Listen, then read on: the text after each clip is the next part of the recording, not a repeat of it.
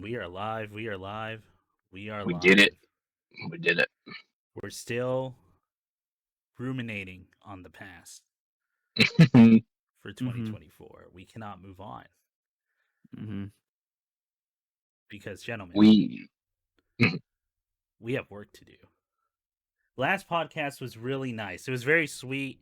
We heard some personal stories. We talked about the things we personally accomplished and like doing yeah. and all that. We also found out what material things mean more to us Yeah. than experiences. Mhm. And whether that's human or whether that's American, well, who's to say other than whoever the fuck listens? Sure. But there is still things to be done. We have A hard list, a hard answers to the questions. What right. is good? What is good? Right You know? now, what we got out of it 2024 is in a weird, nebulous, unorganized space. Mhm. Chaotic even. Yeah. And we're here to put that together. We're here to make sense of things. Last time was all feelings and, just happiness for each other and felt really good. This Mhm. is about cold, hard logic. Yeah. We, through bloodshed, we will democratically assemble the list of 2024. That's right. And That's with right. with The knives at each other's throats, we will decide what is better than what Mhm. on the things that what we got out of it touched upon in 2024. Yeah. Yeah. Gentlemen, love is over. This is 2024 ranked. I So I'm going to remind everyone about the rules. Oh no, Ian, if you got to say something too, go ahead. I was gonna say, Nick, did you know that love is over? I didn't know that all the love Love is had it. over. We ran out of it. Oh wow. Okay. Didn't know. Okay. All right. Yeah, give us the rules, man. No I love. was going to say friendship is over, but I just wanted to go with the reference in full swing. Because as a writer, nothing's original. So the rules, for those who don't know, this is going to be very much like if anyone remembers the Let's Fight a Boss cast. Mm. They used to do this every holiday. Also, and then they took it from Giant Bomb, and now I'm just also stealing it. So it's cool. Sure. Who knows where Giant Bomb got it from? Probably the Bible, because there was nothing before. So we're Mm-hmm. what we're gonna do is we're gonna take every piece of media we talked about on the podcast or made an episode about Yeah. last year for what we got out of it, and Mm-hmm. we are gonna rank them. We're gonna Yeah. start from the bottom, and we're gonna slowly climb our way to the top. We're gonna take a break in the middle for food, because Yeah. from all the research I've done, or from just listening to a bunch of these episodes, yeah, we're gonna need it. Mm-hmm. So we have to choose who gets to start off in the very first what we got out of it ranked. Yeah. And I forgot to make the fucking wheel. So let me let me do that real quick. Okay. But gentlemen, how are we feeling? I'm just ready for some hard answers, guys. I really want to see the democratic process. Really bring us some resolution into this. I'm gonna go in, both full of curiosity, but also rage is what it sounds like. I feel like rage is the only thing that's left. Yeah. Yeah. Uh, oh shit. All right. So let's do this.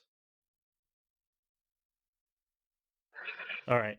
I don't know if y'all can see the wheel, but they can see it on recording. Hmm. So, gentlemen, are you ready? Who goes first? Set. Do How it. many times? Here's what we're gonna do. We're gonna shuffle 2, 3, Yeah. 4, 5, and then I'm gonna click 5 times. Okay. 1, 2, 3, 4, 5.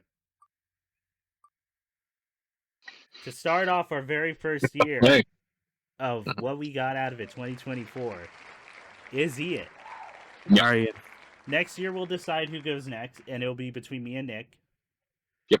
And whoever didn't get it that year will get the third year, and then we'll keep going on that order forever. But Ian is first. You see yourself Okay. doing this again 3 years, Chris? I Do you hope see so. I yourself like doing these. putting the violence against each other? I Oh like man, these. Okay. it'll be a blood sport. We look forward to every year. Yeah. Let me get the list out. So before we All start right. cutting, I'm gonna read everyone the list in case they haven't been keeping up with the podcast. In no All right. particular order, I think. Actually, no, never mind. I think this is the order that we did the episodes in. Chronologic. Yeah. Yeah, for 2024, I'm not including the year beforehand because we did kind of rank those for the end of the year. Yeah. We have Better Call Saul, Asteroid City, The Fast and the Furious, Too Fast, Too Furious, Godzilla Cross Kong: The New Empire, The Fast and Furious Tokyo Drift, Mad Max Fury Road, Fast and Furious 2009, Furiosa: A Mad Max Saga, Fast 5, Acting Class by Nick Drnaso, Fast and Furious 6, Weird: The Al Yankovic Story, Furious 7, Alien Romulus, The Fate of the Furious, We're All Going to the World's Fair, I Saw the TV Glow, Fast and Furious Presents Hobbs and Shaw, Happiness, I'm Starting to Worry About This Black Box of Doom by Jason Pargin, F9, The Fast Saga, Outlaw Johnny Black, Fast 10, Nosferatu, and Sonic 3. Okay. Okay. So, the person who gets to go gets to choose one, gets to start the debate of which one we want to be in 26th place. There's 26 in total. There is another rule we are adding to this called the devil deal.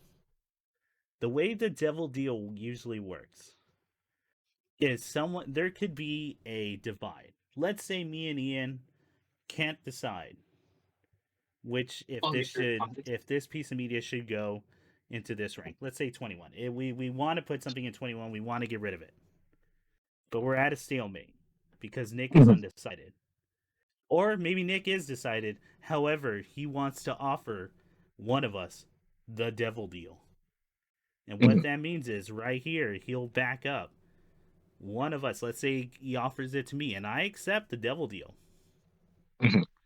He offers it to me. We both put whatever that piece of media is in 21. Nick can call upon the devil deal later on in the podcast. And no matter what my opinion is, I have to back him up. I have to agree with him because that was the devil deal. We each get one of these. And we cannot use it in the top 3. Okay. And that is the only other caveat. All right. So, Ian, I hand to you the ceremonial dagger. What do you think is number 26? I think 26 has to 26 number 26 has to represent what was the worst time out of these offerings. What was and I'm going to make the argument that the worst time out of these offerings is not necessarily the quote unquote bad movie. It is, going over these, I realize we don't really have garbage in here. It's all the middling. It's all the tepidness. The worst is middling. It's all the worst is a 5 in here, and that's, I mean, arguably that's the worst thing I think a movie could be, or like any piece of media can be, because it's not memorable. But I agree with you. There's no straight garbage in here. Yeah. So I'm gonna lift to the floor as the worst of that as being Final Fantasy. Sorry, Fast and the Furious. You know what? Let's talk about Final Fantasy. No, it's going to be the Fast and the Furious 4. I think is one of the worst things that Fast we've done. 4. Yeah. All right, how we all Pretty feeling? bad. How we all feeling? Nick, how are you feeling about Fast 4? What was worse than that? Yeah, what was worse than that? Think about it. I don't know. I think I think this might be the easiest pick. I think I'm feeling that. I You think know Fast what's 4. crazy, y'all? Oh, I agree. Might be That was yeah, gonna be, if I got chosen, that was gonna be my suggestion. yeah. I think that's an easy one. So I think that's an easy one. Fast 4. all right. Are All we right. locking that in, gang? That's a At lock number in. 26 Okay. is That's it. Fast and Furious 2009, aka Fast 4. Yeah, it's the most boring out of all the movies. Whether or not you like 10, at least shit was happening. Yeah. Granted, it's all this setup to bring back and restart the canon and kick off this whole new thing, which is kind of Mhm. impressive in that sense. But like, it's still boring. And then the next movie like really jumps several sharks, but it Yeah. tells you what this franchise is gonna fucking be. Yeah. So, Yeah. Fast and Furious 9 is now ranked, cemented, even. Oh yeah, that's another rule, everybody. Yes. Once it is decided, that's it. We Incontrovertible. don't look back. No. We're trying to get rid of our past. We're trying to move forward. All right. So Always. second. Oh, I forgot to choose second. Okay, you know what? Ian, think of a number between 1 and 10, including 10. Okay. God. 7.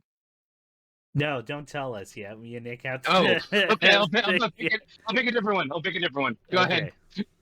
All right, Nick, you go first. 2.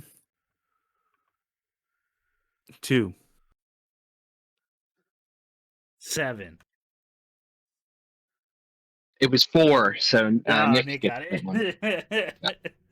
N- This is No, stupid. All right. wouldn't Chris be closer? Because 7's over. closer. No, Over. two Yeah, is he went way over. closer to 4. It's Okay, 2. no, you're right. Way closer. Yeah. Yeah. And plus, I went You're over. right. French What and Fred should rules. We're be- American. Okay. Over. Okay. Okay. Yeah, Nick, you got it. Second choice. The dagger is now passed to you. To number 25 in our list. Yeah. What was the second worst thing? Yeah, what was the next worst thing? What's the second one? Yeah, if you guys want to go on the Google sheet, I'm like ranking them and moving them as we go. So that okay. that'll remind you what everything is. Yeah, I'm looking at him. Okay. Okay. I did actually think about this for a bit. Mhm. Where what's the second worst thing?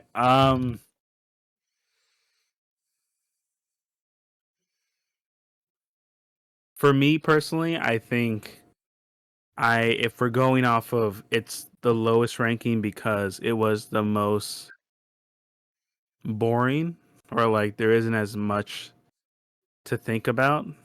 Yes. For me, I would argue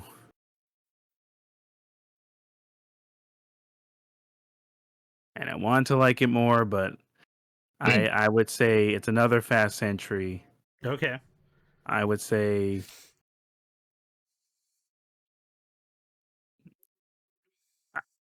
I say Fast 6. Fast and 6. Furious 6. Okay. Let me look at this just to remind myself which one this is. Oh, isn't 6? That's this is the last one with Paul Walker, right? Really? I thought. Yeah. Really, Nick? Interesting. Huh. So okay, the tank thing was cool. So is the tank thing not in 4, right? No. the tank thing's in 6. Spain. Is it? Okay. Oh yeah, see there you go. Now we're getting mixed up. So Dude, I know. So- the middle ones like really blend in. I'm kind of with you're right, it's Fast 6. You're totally right. Because the cool thing with Fast 6 was the tank scene where he catches her and then he just doesn't break his spine Yeah. Yeah. crashing into the car. That's Okay, right. that's cool. My problem was like, I don't know, just Dwayne's characters, he's himself, and then like fucking, I don't know, it was just the most middling, I think. I don't know, I saw there and like, I can't tell you just how kind of, I feel like for me that was a turning point of, yeah, they're gonna start declining in quality. I'm Yeah. super wrong. Paul Walker is in Fast 7. My bad. That's Fast the last is one. Okay. Yeah. Okay. Oh, Okay. if that's the case, I might have to agree with you, man. Because Fast 5 has the safe scene, and I think that's better than anything in Fast 6. Yeah. Yeah. But Fast 6 is the introduction of The Rock, I believe. Yeah. Yeah. Yes. And that's the worst performance he has in the entire franchise, I think. It's certainly a downturn for like what it means for the franchise. Lots of other choices are made thereafter. Yeah. You know what, Nick? I'll tell you what. I'm agreeing with you. I feel like Fast 6 and Fast 7 can kind of be interchangeable because although I like the escalation in Fast 6 a little bit more because that safe scene is legit surprising because nothing else in the series has been like that, and that's where you go through the rabbit hole, or that's where you go through the other side and you're like, okay, we're doing cartoon shit now. Mm-hmm. Exactly. We're doing Looney Tunes stunts. This is kind of cool. 7 is a little janky. It really is trying to get them to different places of the world. Mm-hmm. My only thing is how impactful is the Paul Walker ending for you? Right, wait, did you say Fast 6 or Fast 7? My bad. 6. 6? Okay, 6 is the one. Yeah. Where this is fun. Exactly. I know. Yeah, this is bad. Again, this is my thing is like it's either for me it's either 6 or 4 as the lowest because of this. Like we can't, because the whole thing is remember 6 is the tank. The fucking sub is the sub in that one? Is the sub in 6? Oh, okay, let's just stop. Let's all figure out what happened where. Here's the thing, Nick. I'm going to agree with you. I'm going to. What do you think, Ian? We have to hear everyone's side. I wanted to come and push against you guys so much, but I do think that truthfully, like the way that I had pitched the first 7, we're gonna be going through the rougher parts of Fast and Furious, probably in my mind. Mm-hmm. Like, and by the way, the submarine scene is Fast 8. That's Fast 8. Okay. Yeah, I mean, Fast 6, 4 is definitely the worst, but 5 and 6, they're all kind of in that a wash of. I guess I kind of remember some of it. You know what I mean? It's coming back to that thing we talked about of. Yeah. It's just not even really registering anymore. Yeah. I'm gonna agree with Nick. I think Fast 6 goes here. Okay. Let's do it. Let's do it. All right. At number 25, it's Fast and Furious 6. 2 down. Do. All right, so it is now my turn with the dagger. There you go, sir. Nick, how are you feeling about happiness? Talk to me. What do you think? Wait, you're going to try to put happiness down here? Talk to me, Nick. Are you serious? You would put it that low? No, I'm not going to put it that low. I'm going to put Fast 5. Yeah. You didn't like it when he was like, "Yeah, but fuck you so hard." I didn't like that we all agreed on the last 2. I don't want it. I know. Yeah, I do think like it's probably gonna get more intense towards the upper end of this because Definitely. Oh yeah. As we keep going, blood will be shed. I I'm always ready think for- like our negative opinions kind of are more more unified than Yeah. our positive ones. Yeah, I'm deeply ready for Chris to put the Godzilla Kong movie way higher than I think it has any business being. I would not be surprised if Chris argues Godzilla over happiness. Dude. Oh, that's the real question. Oh, okay. All right. I wouldn't be surprised if you did that. Nick, you got me excited for like for the last bit. Okay, I'm gonna say Fast 5. I think Fast 5 is way better than 4. Mm-hmm. And it does have the great.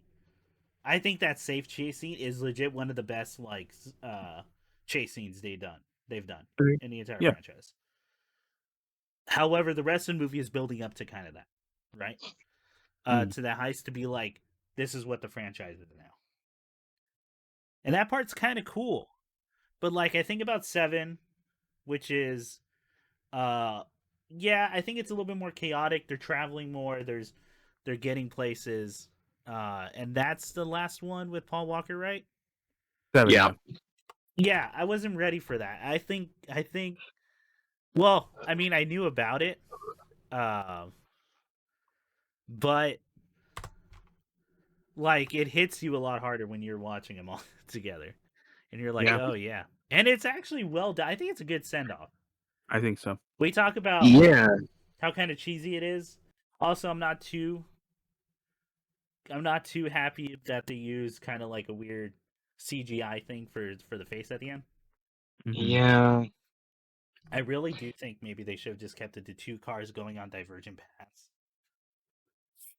And then you can address it as dialogue with, he's taking her easy. Da da da da. Okay, there you go. It's done. Yeah. My only thing is, because I'm thinking of another one here. I'm thinking of there's 3 movies in this franchise. No, you know what? Yeah, I think I'm gonna my dagger goes to Fast 5. I have it at Fast 5's throat. All right. What? Again, I think it's fair. Yeah. I'll agree. Yeah, I'm happy with Fast 5 being there. Yeah. All right. Yeah. What's gonna be number 1? 20? Well, what's up? I was wondering, like, what's gonna be 1? It's gonna be Godzilla. Oh, well, I'm we excited. don't know yet, but at 24 is Fast 5. So, so far so one clean. second. So now the dagger is passed to Ian. Okay. So let me check where we're at up here. We've got Fast and Furious 2009. We've got Fast and Furious 6, Fast 5. That's a good question. I'm gonna say before, like in this area, I'm between two. I'm gonna say though, Fast 8 is more uneven than Hobbs and Shaw. So I'm gonna go with Fast 8. God damn it, we hang out with each other too much. Those were also gonna be like Yeah, I was. Oh man, like. All right, yeah. So it's because I also had the same idea between Hobbs and Shaw and Fast 8. Fast 8 is that the one where they go to space? No, that's the submarine one. Yeah. Oh gosh. Part of me doesn't like 9 as much as 8. A part of me could argue, yeah, you know what? 9 is the one where they do the compact in outer space to hit the thing. Yeah. I feel like dumber. 9, yeah. It's still cool, but it's like it's not as entertaining to watch, which is why they have Ludacris and oh my god, I'm forgetting Tyrese Gibson. Thank you. I was gonna say Roman, but I was trying to remember his actor name. Tyrese Gibson, because they saved that scene. Otherwise, it is a car in space. What? Who gives a shit? Yeah, exactly. Yeah. Yeah, I'll go with 9. Is it all gonna Fast be 9. fast? Is it gonna be like the later Fast movies that it's the bottom 5? I have other movies that I don't think. No. There's Fast and Furious movies that I think are better than other ones here. Mm-hmm. There are Fast and I'll give people this. I do have Fast and Furious movies that are over the 11. Wow. Okay. I do have a one that's over 11. Got it. Okay. Yeah. Might be the same one we're both thinking. I would have argued Hobbs and Shaw be here instead of 8. Hobbs but and Shaw or Fast 9? What are y'all thinking? I remember more from Hobbs and Shaw, but 9 was this. I feel like that was this moment where I was like, yeah, I think they're losing the characters. I think they're like mixing up what they're about. Like, I'm with you. And gosh, I mean, we hashed it out in the other episode. Y'all can go back and listen to it because both of these projects are uneven. And you're right, though. I think Hobbs and Shaw at least had the positive glints of, what worked. I still remember the haka. I still remember, like them finding a reason to not have a gunfight. So I'd say 9, Fast 9 for number 23. And then Hobbs and Shaw, I would suggest is above it. Yeah. So Ian, you want we all cool with 23 at Fast 9, or Fast 9 at 23? I'd agree with that. I'd agree with that. Then at number 23 is F9, the Fast Saga. If y'all remember, that's what it's called. Mm-hmm. Okay. All right. I'll be right back. Oh, okay. Do you want to skip your turn and we'll come back to you? Yeah, you skip it. Okay. All right. Got it. Okay, Ian. So we kind of talked about it. Yeah. We'll go to my turn. I'm just gonna hold the dagger up, Hobbs and Shaw. All right. I think that makes sense. It is an improvement on Fast 9. Yeah. It has an improvement in the ways that we talked about before, that it feels less scattershot. Some of the Fast and Furious have so many characters, you just like, oh man, it's a blur of people coming in and out. What are their motives? Why are they, Yeah. I think Hobbs and Shaw at least has a clarity. More so, I would say, but yeah. But it also suffers from all these problems of like, yeah, we know they're not acting off each other because they can't stand to be in the same room together. And you can tell. Yeah. Like that torture scene with them and Idris Elba, and they're doing the reverse shot. Like, man, they are looking at someone else, if anything at all. And just reading lines cold. Definitely. The Kevin Hart thing is not... a lot. This is like the most problem of celebrity shows up and the joke is the celebrities. That's the celebrity. Yeah, well, and Kevin Hart and a Canadian star of Deadpool, Ryan Reynolds. Ryan Reynolds appears twice, and it's again the exact same thing of like, oh, I guess you got him for one scene with no, and he says with no extras. Like, that's right. Yeah, so it's very strange. At least the Ryan Reynolds bits are funny, but he is playing Deadpool without Deadpool. Yeah. It just has that doofy smile. The action, like, the hand-to-hand combat action's good, but that's because the guy who directed John Wick. And you see that going on there. And they're still creating fun stuff. we don't have a lot of negative things to say about the visual parts of these films. The choreography, the stunts, there's never anything bad to say. I mean, other than how do you really like escalate? And the problem is that this franchise capped out too fast. It has nowhere to go, really. It's just, well, I don't know. What if we blew up a different thing? What if we zombie cars? It's the escalation always kind of feels ambling to me. Yeah. No, I'm with you. All right. So at number 22 is Hobbs and Shaw. Alrighty. That's Hobbs and Shaw at number 22 for our listeners.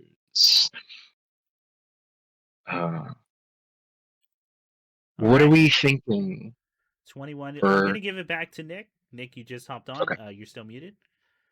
22. We ranked okay. Fast and Furious presents Hobbs and Shaw. So what I'm gonna do is I'm gonna give the dagger back to you, Nick, and then we're gonna skip me and go to Ian. All right. So number 21. What do you want to hold the dagger to? Who we cutting? Who we cutting? Who we cutting up? This might be the first. This might be the first collision. You know? Oh, okay. All right. I feel it. I definitely feel it. Weird out. No, I'm just kidding. Yeah. Probably. Probably. This is all gonna be. It's all gonna be. I think I had more fun watching Furious 7 than I did Fast 8. Okay. I think now for me it's between Furious 7 and 8. Okay. I think I'm leaning more towards more towards 7. Really? Oh, okay. Okay. Really? You like 8 over 7? I felt nothing for Paul Walker. No, I'm just kidding. Wow. Okay.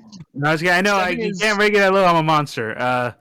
So probably because of that reason, maybe Fast 8. I think maybe Fast 8 for 21.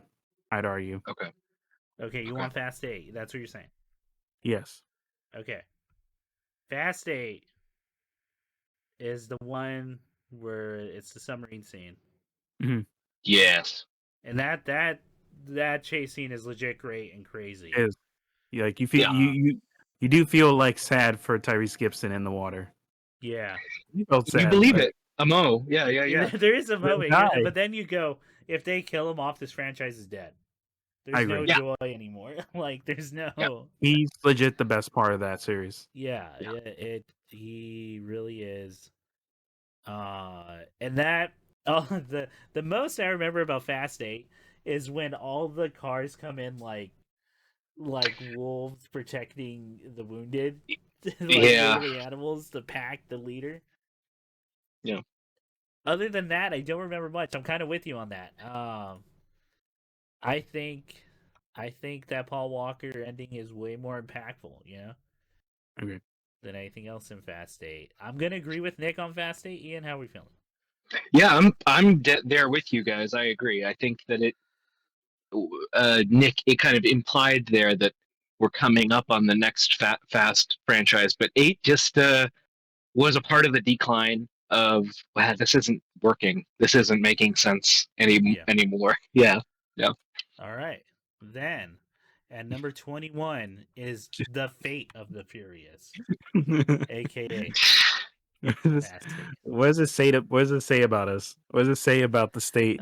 We're pretentious assholes, is what I know what we're getting. Oh yeah, Alien Sonic Romulus is better than most of these movies. Is what... Sonic 3, like how high is Sonic 3? I got one that I'm gonna feel really bad about cutting early, but like I still don't think we're there yet. Yeah, okay. I have do one. think it's pretty low. Yeah, I have one too. I'm bummed out. It's gonna be as low. As I want it to be. Okay, so we skipped mine because we just did the rearranging of orders. Ian, if you want to hold the dagger, taking that. Who you lunging at? What are you lunging at? Who betrayed you? Golly, let me ask you guys a question before I make my assertion, because I'm leaning one way. Okay. Between the Furious 7 and Fast X. Oh, yeah. Okay, well, again, we're all thinking on the. God damn it. Once we get up there, we'll start thinking about. Because those are the two that are in my crosshairs at the moment, and I'm inclined to say Fast X just because it doesn't have a heartfelt farewell in it. It doesn't have, the 7 is Abu Dhabi, I think, right? That's it's Abu Dhabi. It's the last one with Paul Walker. So I'm inclined to really globe trot. I'm inclined to say Fast X just in the grounds that Fast X is maybe the most competently they've done the dumb superhero version of this. Yeah, But it's superhero still version of it.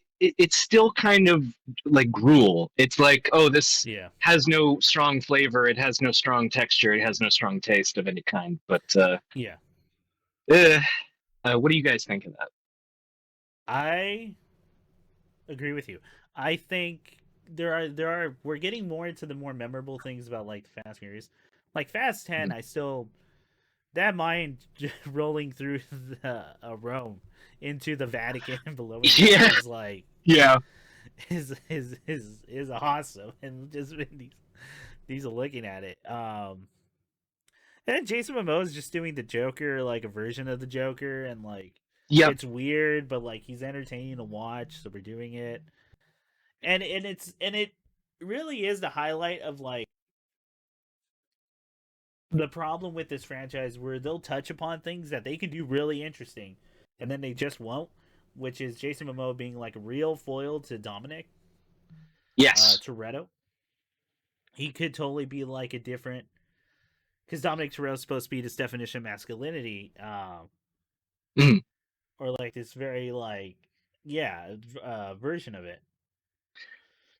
But and they definitely play him camper and less traditionally masculine. I agree with you, and I don't remember the villain from Fast and Furious 7. Truthfully, like it's either the terrorist guy or the terrorist lady who does cybercrime. Who does cybercrime? Yeah. Oh.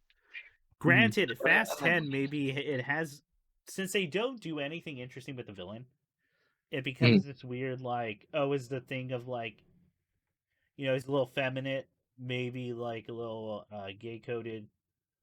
Yeah. You know, and that's the villainous part of it. Rather than talking about like someone who was never close to family and just saying, well, their family, I have to do the thing, even though we didn't fucking like each other. Well, there's a very interesting, and that, sorry, I just let me get one more out. Go for it. I think all of this is like shown in a microcosm in that movie, which is the drag race, which is in every fucking movie. Yeah. And the choice Dominic makes, and the first time he loses a race. Yes. That could have, and they don't really do much with it, dude. It kind of sucks. That could have been that could have been the like lowest point for our character. This franchise is kind of avoidant of depth. Truthfully, like they flirt with a bunch of ideas, but you know, there's very few instances where you really see people flesh that out. I don't know. So what do you guys think? Do you think Fast X or Fast 7? Because I'm leaning towards Fast 10 as being number 20.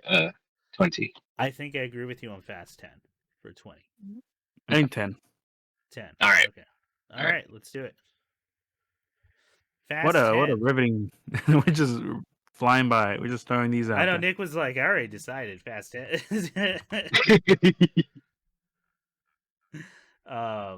Once we get all the fast stuff out of the way, we can get to our weird, crazy. Yeah, it's gonna get weird once we cross a threshold. Yeah. Nick, it's now your turn. What's 19, Nick? You have the dagger. I mean, by sheer default, Furious 7 for me. Okay. Okay. Yeah, okay. I agree. That was our debate. Because I think now we're getting to like 1 through 3 being these films, like how high those films are compared to everything else we watched. Yeah. Genuinely this year. Yeah. And I think 7 I think would be like the highest of the later Fast and Furious. I'm inclined to agree. Yeah.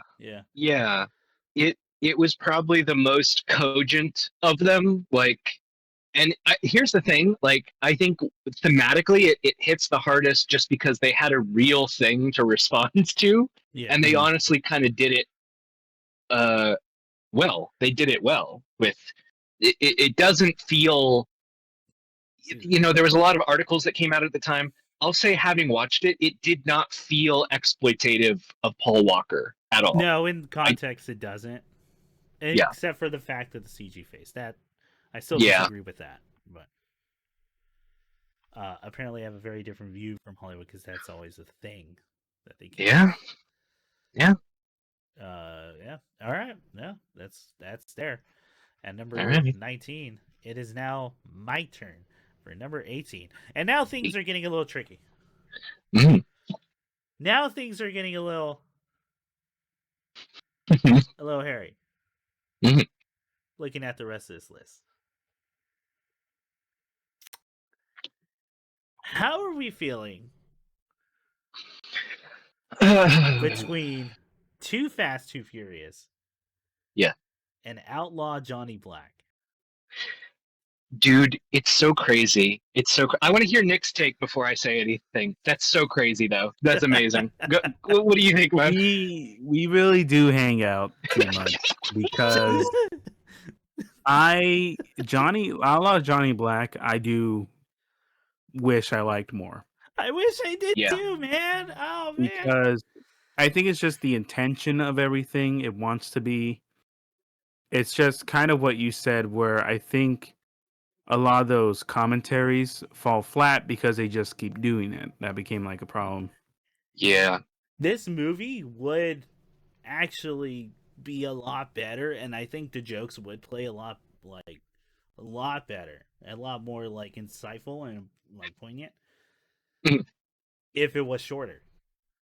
I agree. Yeah, I think it should be shorter. Agreed. Because a lot of that's just in the middle, and the middle is like, oh, this really is. We're just doing a Western, man. Yeah. Johnny Black isn't even he's not this superhero that Black Dynamite is.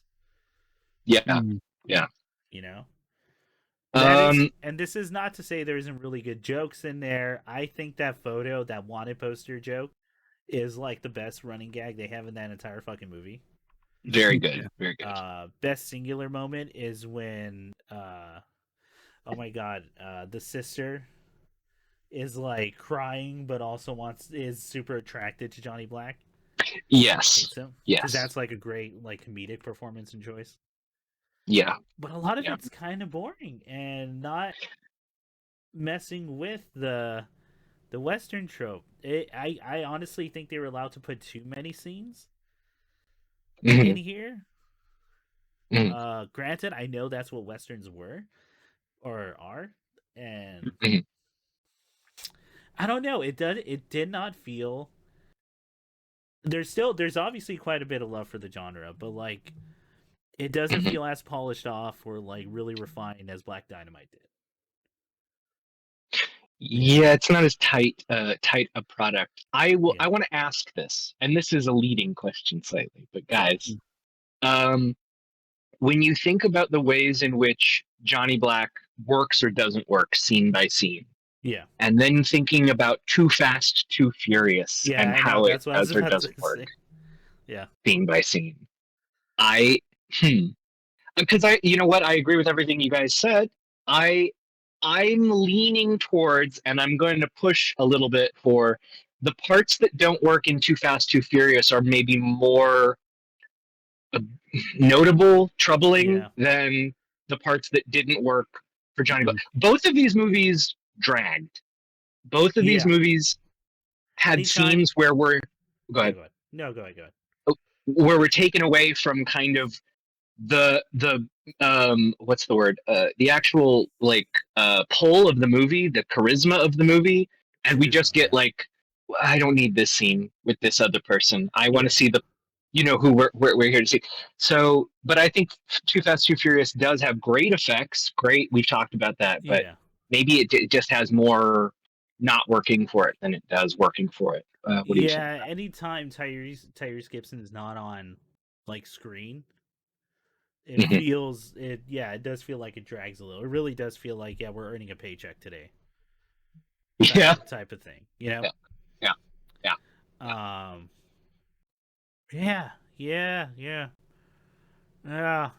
What was I entertained more by? What do I find more memorable. Nick, do you have an input? I'm leaning towards a direction now. Mm-hmm. And I think I'm leaning towards putting Too Fast, Too Furious under Johnny Black. Man, you might be right. It's like there's such different problems, both films. But Yeah. is there any line better than Injectocito? Oh, Is there a better line in Johnny Black that's better than Injectocito? Because I Ooh. might agree. Okay, I'll tell you what. You know what? Here's how I'm going to decide it, Nick, because you're Okay. making me think about this. Which one would I watch again? I imagine think I would watch Too Fast, Too Furious again. Yeah. Okay. Okay, fair. That's fair. Yeah, that's fair. I would just for Outlaw Johnny Black, I would just pull up that scene where they used footage from old movies. Again, I think that's hilarious. I think that's one of the that's very good. Movie. And that horse fucking eats it. Oh my god. That's that. Oh, I gotta find out what movie that's pulled from, because Jesus Christ, there's no way that was a fake horse. That was before. Nope. That was definitely before like animal cruelty or like. Yeah. It's you see muscles mush and like contort. Oh, there's nothing gory about it. It's just a bad fall, and oh my god, it looks so intense and visceral. No. Yeah. But I think Too Fast, Too Furious stops here. Or I'm sorry, I think Outlaw Johnny Black stops here. All right. I think so too. Okay. Yeah, this one you've made a good kick. I wanted to really like this. Yeah. No. All right. We are at number 17. It is now, that was my turn, right? Yes. It is now Ian's turn. Okay. Yeah, looking at what else we have on the list to go over, I'm probably going to pick up Too Fast, Too Furious and say, I mean, yeah, we went over it. It's many of the same issues of length, of pacing, of really not giving us enough time with characters we like. And also, Too Fast, Too Furious is an experiment film, and it shows. It's a film where what part of one can we recapture the success for? Yeah. Is it the underground side of it? Like, I don't know. They're still playing things out. So there's a lot of stuff that's just feels half baked in a franchise that honestly underbakes a lot of ideas. So yeah.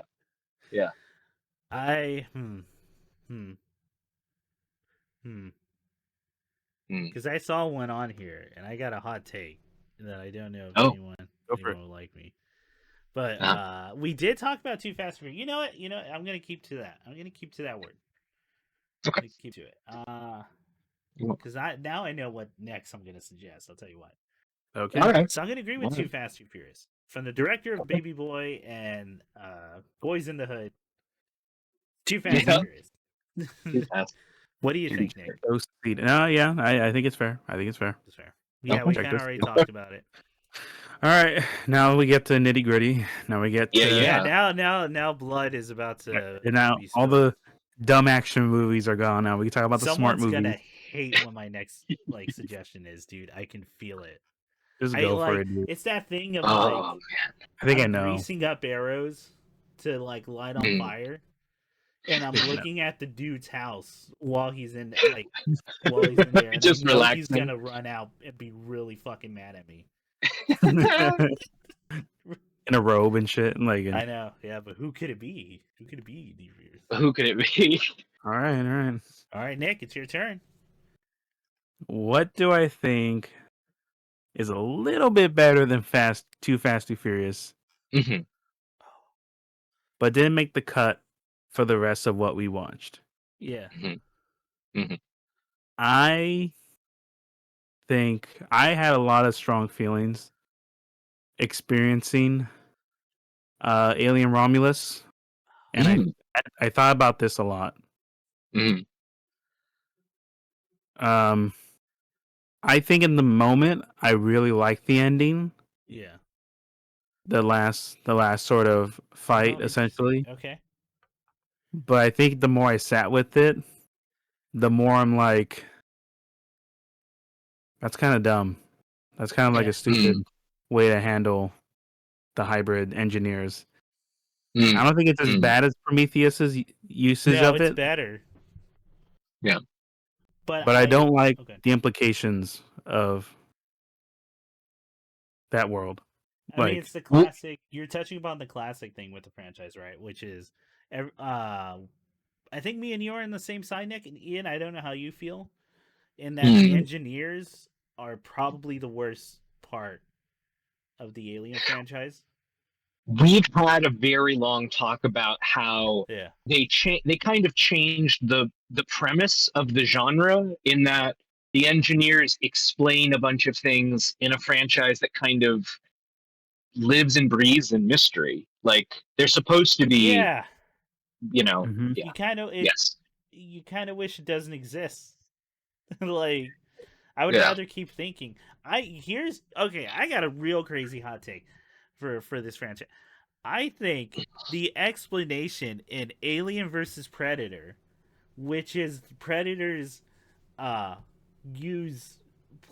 these eggs on worlds so they can hunt, right? To create like a hunting grounds, kind of a safari, is a better explanation than the engineers. Simply because I think it fits better with the idea that it's a cruel universe out there. It's cruel and cold, and there's just can be a thing that is way stronger than you, way better, like will kill you instantly. Yeah, it's all Darwinian. Some like divine plan, right? Right. By like just death of hubris and all, death by hubris and all that. Right. I don't. That's my hot take. Ian, what are you thinking about Alien Romulus here? I'm thinking, I think we're in the right part of the list for Alien Romulus. I'm just wondering. So we're saying that Godzilla Kong: The New Empire was preferable as a total package to this film. Oh, okay. Oh, hang on, Ian. Ian's on something. I would put Kong here before Romulus. Chris. It's better Romulus than the last movie, though. Same with Alien. With Alien. Okay, but it is impressive after 20 years. I've said that. Alien Romulus is really impressive that after 20 fucking years there's a good Alien movie. And like but man, Godzilla King Kong grabs that mini Kong and swings him around like a weapon, and it's one of the best things I saw this year. And then when Godzilla suplexes, he does a full bridge suplex. I think as an experience in the theaters, that was one of the best. That was one of the best ones that year. I had a way better experience watching Godzilla Cross Kong in the theaters than Alien Romulus. Wow. Okay, taking that aside, you know that the story still sucks for Godzilla. Okay, good. As long as you know. Okay. But they get rid of the humans. It's all about, they gotta get back and they gotta fight. Hey, listen, it does have its problems. I think Scar King should have been used a little bit more. Yeah. Because his introduction scene is fantastic. I agree. As like a new monster. Yeah. Just him sitting on the throne in like a harem and having those crazy moves with a weapon. Like it's cool. It's Ice finally, Dragon. but they don't use it again after that. The Ice Dragon's a little underplayed. I'm not too big on it.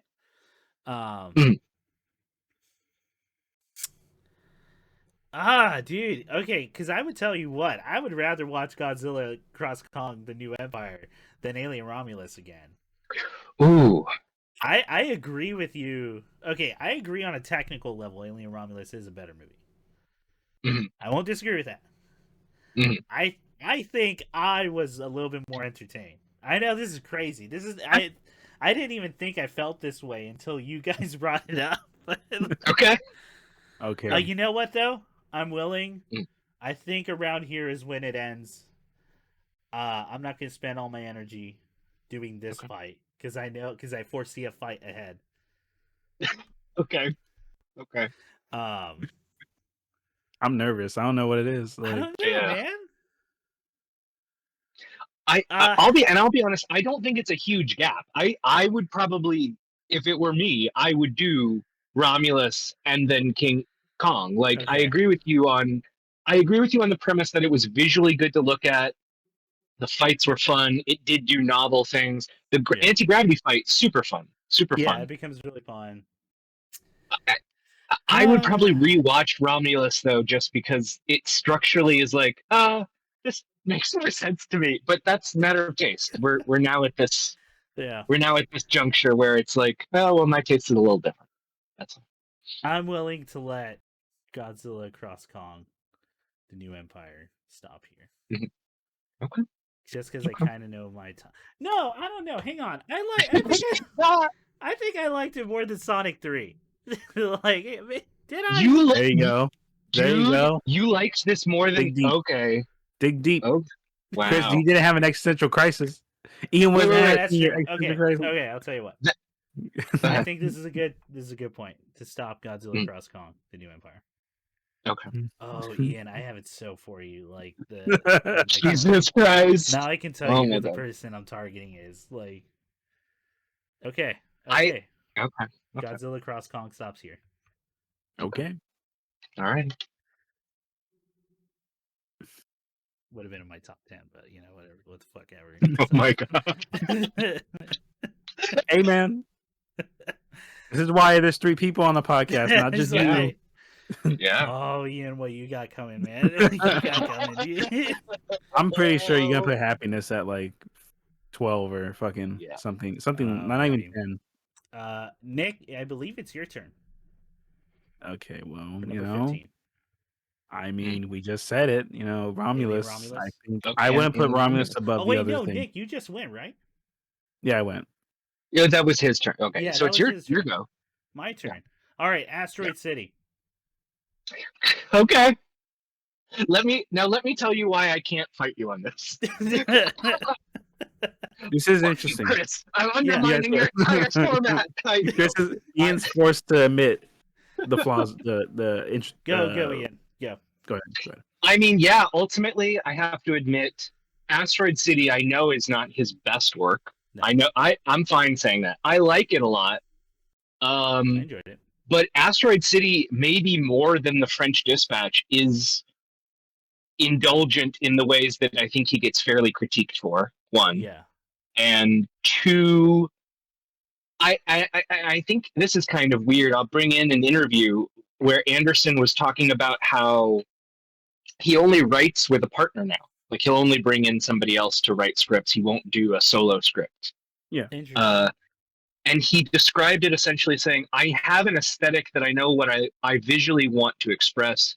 Yeah. But a lot of the time, and you see it in Asteroid City and you see it in the French Dispatch, there's an ennui, I really don't know what more there is for me to like say that's depthful other than I love the art. I like the aesthetic. I like art.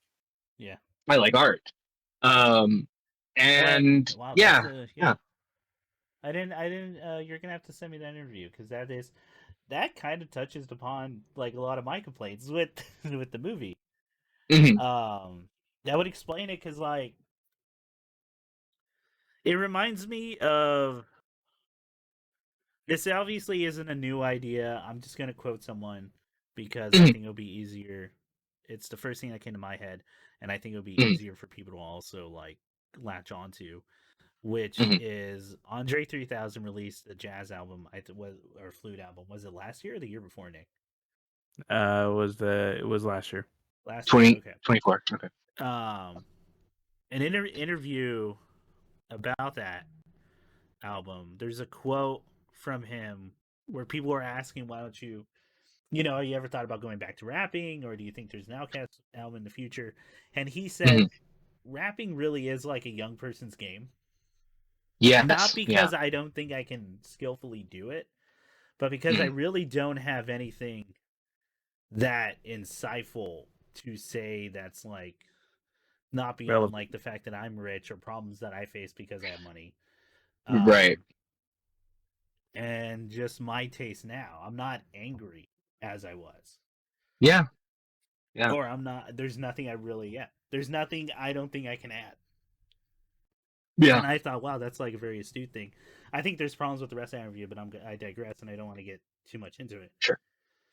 But I thought that was really astute observation. Kind of cool that someone says it. I think Wes Anderson's at that point, and I think he hit that point a little bit back. Like as you said, there's nothing really beyond anymore. Hey, isn't art cool? Yeah. Isn't writing beautiful? Isn't art like yes, it a is wonderful practice? Yeah.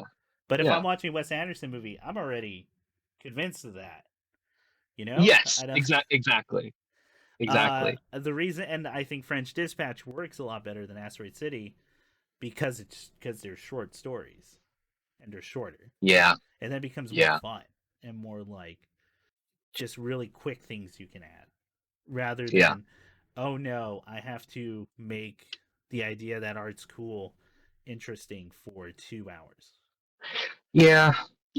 I mean, and I mean, ultimately, he's making movies for out of touch snobs, on some degree, or I mean, the generous way is the shallow aesthete. Like, oh, I like seeing people in pastels look in the camera. Yeah, that's a good time. And I also love looking at the movie. Like, they're beautiful. Yeah. Yeah, I don't. It's not even that I hate the movie or anything, but I do think it's like definitely not his best work, or more interesting works. Here's the inflammatory thing you can clip and put in the ad. Man. I mean, he's just doing a Pinkies in the Air version of the Fast and Furious. Currently, he's aesthetic. He's aesthetic first, and then here's some ideas. That's I mean, like he's still got podcast episode idea, Ian. That is something I think me and you can talk about. Yeah, potentially, yeah. Oh, Nick too, yeah. There should be an episode on just what's the all style, no substance pieces of art we should talk about. Hey, man, I love Redline. I love Redline. Redline's not really about anything except that racing's cool, and so. And maybe there's people there is an understory to it, but it's not really saying anything. It's just about that's one of the best hit pieces of animation you're ever going to watch in your life. 100%. Yeah. Okay. All right. Asteroid City. I can't believe I got away with it this easy. I thought Ian had put that in his top 10 or something. Yeah. Would you want it in my preliminary? Where did I put it? I put it at 5. I would have put it at 5. Wow! But, wow! No, at 5. I love it. I love it so much. You love it. I know you love it. All right. So number 15 is Asteroid City. Jesus Christ! All right. All right. We have hit the number 15. There are 15 left. So let me just reiterate the list to everyone. Sure. And then we'll get back to it. Left, we have, in no particular order, is Better Call Saul, The Fast and the Furious, The Fast and the Furious Tokyo Drift, Mad Max Fury Road, Furiosa, A Mad Max Saga, Acting Class by Nick Drnaso, Weird, The Al Yankovic Story, Alien Romulus, We're All Going to the World's Fair, I Saw the TV Glow, Happiness, I'm Starting to Worry About This Black Box of Doom by Jason Pargin, Nosferatu, and Sonic 3. Yeah. Mm-hmm. All right. We got 10 minutes before we got to take our break. But Ian, it is your turn. You now have the dagger. Well, this won't be a hot take. I'm going to put Sonic 3 at 14, guys. I'm going to put it right up here. And it's just because I would be furious if some of these movies rank even lower than Sonic 3. I was gonna say, Chris, you put Sonic 3 over Asteroid City. That's crazy. Yeah, you did. Isn't that crazy? over Godzilla and Kong. Or maybe, Nick, I just wanted to make sure I said Asteroid City. No one else. Yeah. No. I'm surprised you're defending 3. I'm surprised we're putting Alien Romulus further up than where we wanted to get rid of it. I mean, I feel like Romulus belongs in the middle part, but I mean, if Sonic gets at 13 or lower, I don't know what we're doing, guys. Like, and go back to our review of Sonic. We did it recently. It's fine. It's maybe one of the better video game movies of the video game movies. I feel like it's only getting this high because of Chris's moment in the theaters. I think that's it. I think it's just like Chris is defending it because, like. All right, Nick. Well, Nick, let me ask you. Mm-hmm. Which one do you think should go higher? Sonic 3 or Alien Romulus?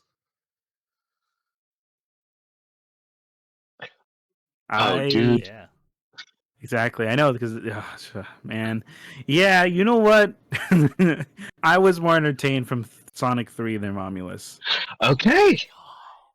Ian, we're and you think you like Alien Romulus definitely more than Sonic 3. I definitely think it's entertainment. I'm thinking about how entertained I was. And that's kind of fucking my shit. Then gentlemen. Yeah. Nick, yeah. I want to offer you a devil deal. Oh, okay. I will back you up. And we will put Sonic and we will put Alien Romulus here. Okay. If you take this devil deal. What's the deal? I back up Nick. Mm-hmm. And in return, Nick has to take my side on something in the future. No matter what. That's not top 3. That's not top 3. That's not the top 3. Okay. Top 3 is like, no, that's all the weapons have been removed and it's just fists flying. All right. Would you like to take the devil deal? I'm gonna regret it. I know I will, because then I'll be forced to defend something I want to be lower, to be higher. Now I'll be forced to argue for it to be lower. So I think I'm gonna take that risk. I will take the devil's deal. Okay. All right. He's so orange, like he's so. Right. It's the piss filter on my computer. Turn it off, like. No, all right, fine, Chris, I can turn it off. You look like you're about to have a stroke. Like the blood vessels are like bursting. Watch, I want you to live. Like, I'm gonna turn this off. You're gonna see how crazy I have it. Yeah. Look at that. Oh my god. It's to protect your eyeballs. Anyway. Yeah. Nick has accepted the devil deal. All right. And we put Sonic. We put Alien Romulus here. Okay. Wow. Ian, this is not your day. Unbelievable. Ian has a lot more to go. Ian has a lot more to go. I have a feeling of what Chris is gonna use the deal for. Me too. I think so too, and I'm gonna be furious. Given what we talked about prior. Yeah, I know. What are you guys talking about? Godzilla Cross Kong, the new Empire is already. Oh my god. Okay. All right, so number 13 is Nick. You get to choose. Okay. I was gonna ask if you just want me to put Sonic 3 there, but you have the dagger. I'll put Sonic 3 there. I think, given what else we have on the list, I'll put there. I think Sonic 3 for me is like a great example of what I tend to have preference in a film, watching a film. Yeah. Right. Where I would, above everything else, would prioritize my entertainment feelings rather than my appreciation feelings of something on a technical level. Because Romulus is technically better. It has technically a better like way better story arc Yeah. with the androids, like sort of placed in that world. Yeah, but in there to get like real for a second, I think that's Alien Romulus's biggest problem. Like, one, it still feels gross they're using the dead actor, though it's kind of creepy and unsettling, so they kind of get away with it. But as we like talked about, it's kind of the worst part of the Alien lore. I agree. Yeah. Whereas there's great horror scenes in that movie that are fantastic, great moments, really good. Yeah, that are just bogged down by like, I don't know, you want, okay, and then like if you want to make that choice, Sonic is honest. Sonic it is right. dude. That movie's Jim honest. Carrey, when you see Jim Carrey glomp old Jim Carrey into the tree, right, into the thing, into the tree. Sonic you know what? Yeah, put it higher. Put it at 2. Put Sonic 3 at 2. Sonic 3 made it way higher than I thought. It was going same. What is film, Chris? Where are your friends? Chris, where are your friends? If I just didn't want to attack Asteroid City because of Ian's Godzilla Cross Kong. Okay, so mine was Sonic 3. I like Godzilla Cross Kong more than Sonic 3, but no. We'll leave it here and then we'll do the break. So no, well, let's we'll do 2 more because then we're at the top 10. Okay. All right. And that should be enough time. So it is my turn next. It goes to Chris. Yeah, Chris for 12. Just say it, dude. Now stuff's getting hard. Like, I'm caught between 3. Talk it out. Should I just say the 3? Yeah, let's talk it out. The Fast and Furious Tokyo Drift. Okay. Weird the Al Yankovic story. And Happiness. Now, I think of 2 of 3, I'm on the same page as you, and I would probably say this is a good and fine place for Weird Al. That would be the one I would say, yeah, that feels right right to me. I think I'm with you. I think as much as I like that movie, and there's not many good comedy movies in the past decade, like comedy. As we kind of talked about, like Marvel really took that place for a while. Mm-hmm. True. Yeah, I think it stops here. It has a really good run. I still stand by. People should watch that movie. It's really funny. Yeah, it's really great. I think it stops. Here. What do you think, Nick? Tokyo Drift. So is it like saying that Tokyo Drift is better than Weird Al? Yeah. That is what I'm saying, huh? I think Tokyo Drift is I don't know. I think it's a better movie. I like. Dude. Like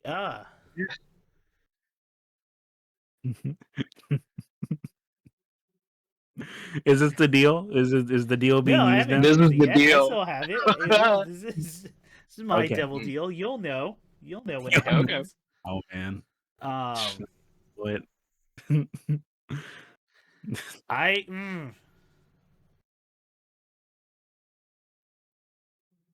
I'm gonna. Nick, where are you at? Where are you sitting at? Are you sitting between Fast and Furious Tokyo Drift and Weird the Al Yankovic story? Yeah, I'm between those for this spot because I really appreciate Weird Al's the film. Yeah, and like you said, it's weird. It's crazy. It makes you realize just the lack of genuine, solid comedies. Yeah, and the end credit sequence is one of the beautiful roller coaster of emotions. Yeah. And then it got me. It legit got me where you start believing what you're seeing. Yeah. And then it's just the shot of him with the celebrities. I'm like, does that ever happen? And then it cuts to him being dragged by police. I was like, okay, no. That got me pretty good. Is Hulk Machine better? Is the Hulk Machine better, dude? Like better than Weird Al? Weird the Al Yankovic story. Better than Weird Al. Drifted Kingu. Oh man, I don't know. You know what? I think for this spot, I think it'll be fair to put Weird Al here. Okay. All right, I'm gonna agree. I'm gonna agree. Weird the Al Yankovic story stops at number 12. Mm-hmm. All right. Now for number 11. 11. Okay. 11's Oof. I think one of the hardest spots Yeah. because what stops here doesn't make it into the top 10. Yes. And yes, they're arbitrary numbers, but because of the way people do lists and ranks and everything, it just feels important. The top 10. Yeah. But Ian, it is your turn. You have the dagger. So I've got an easy answer and a hard answer. So let's Okay. argue the hard one, and then I'll throw out the easy one. That's like, oh well, that could be, what I mean. The contestable one for 11, I feel is Furiosa, a Mad Max Saga. It's really good, but it's not. It's certainly not Mad Max, and I like It's not other Mad George Miller Max. films. Hold on. Hang on. Yeah. Go ahead. Yeah. You go ahead. My bad. Go ahead. Yeah, keep going, Ian. It's you have the floor. You have the turn. I have to obey the rules. So I think that Fury Road was a stronger product than the Furiosa I don't disagree. film. Mm-hmm. I think that, and I'm looking at the things on this list. So here's the other one, because I feel like Furiosa is basically really, really good, but just shy of the A+ material of the top 10. Mm-hmm. And I feel that way also, and you guys may more readily agree to this one. We're all going to the World's Fair. I was about to say that would have been my choice. That's my choice for 11. Interesting. I'm agree with that.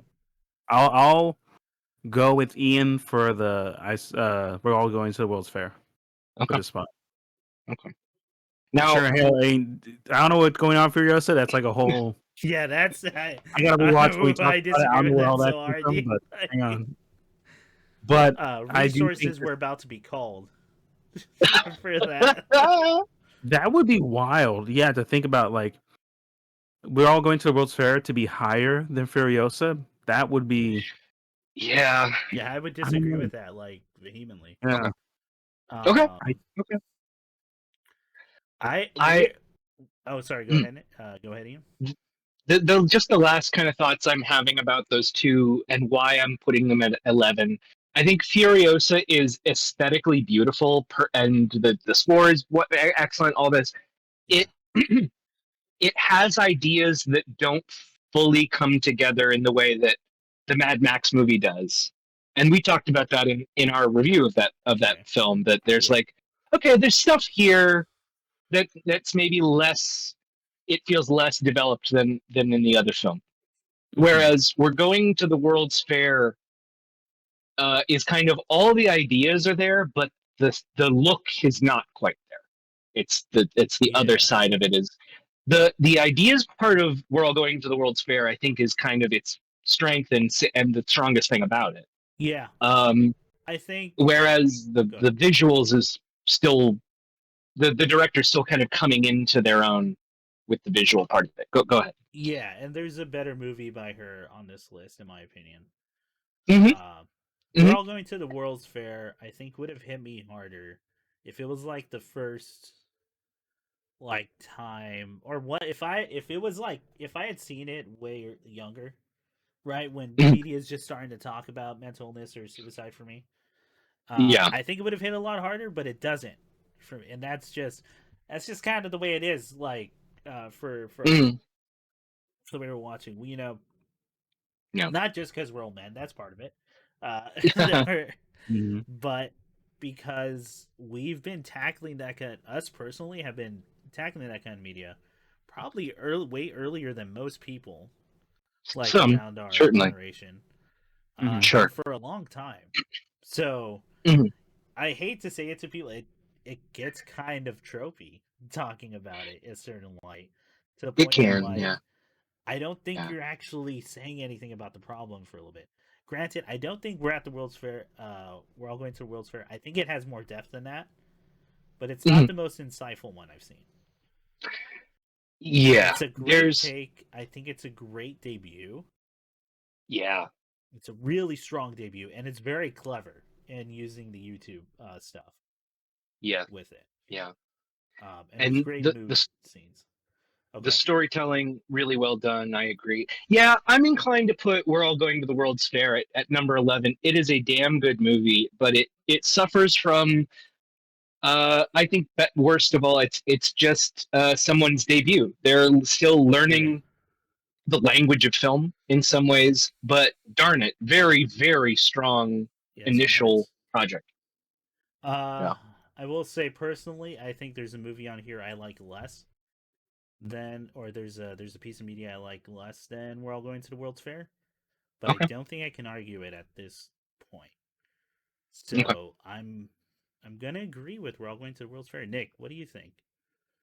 Yeah, I think this is a good place for it. Where it stops. All right. Then everybody, y'all, the audience, listeners, we have ranked everything except for the top 10 2024. Yeah. I shall now read the list of where we're at. What did we rank? At number 26 is Fast and Furious 2009. At number 25 is Fast and Furious 6. At number 24 is Fast 5. At number 23 is F9 The Fast Saga. At number 22 is Fast and Furious Presents Hobbs and Shaw. At number 21 is The Fate of the Furious. Wow, it's a lot that they didn't do well. 20 is Fast X. 19 is Furious 7. 18 is Outlaw Johnny Black. 17 is Too Fast, Too Furious. 16 is Godzilla Cross Kong The New Empire. 15 is Asteroid City. 14 is Alien Romulus. Number 13 is Sonic 3. What were we thinking? Number 12 is Weird the Al Yankovic Story. Number 11, We're All Going to the World's Fair. So, when we come back, I mean, for you at home, it's going to be no time at all, but we're going to take a break. We're going to take a food break. Eat, get the energy back up so we can start swinging. In no particular order, what we have left is Better Call Saul, The Fast and the Furious, The Fast and the Furious Tokyo Drift, Mad Max Fury Road, Furiosa, a Mad Max Saga, Acting Class by Nick Drnaso, I Saw the TV Glow, Happiness, I'm Starting to Worry About This Black Box of Dune by Jason Pargin, Nosferatu. When we come back, they will all be ranked.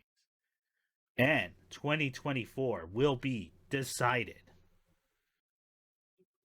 And we are back from our very long break. Very, very long. No, short. Right. Instantly.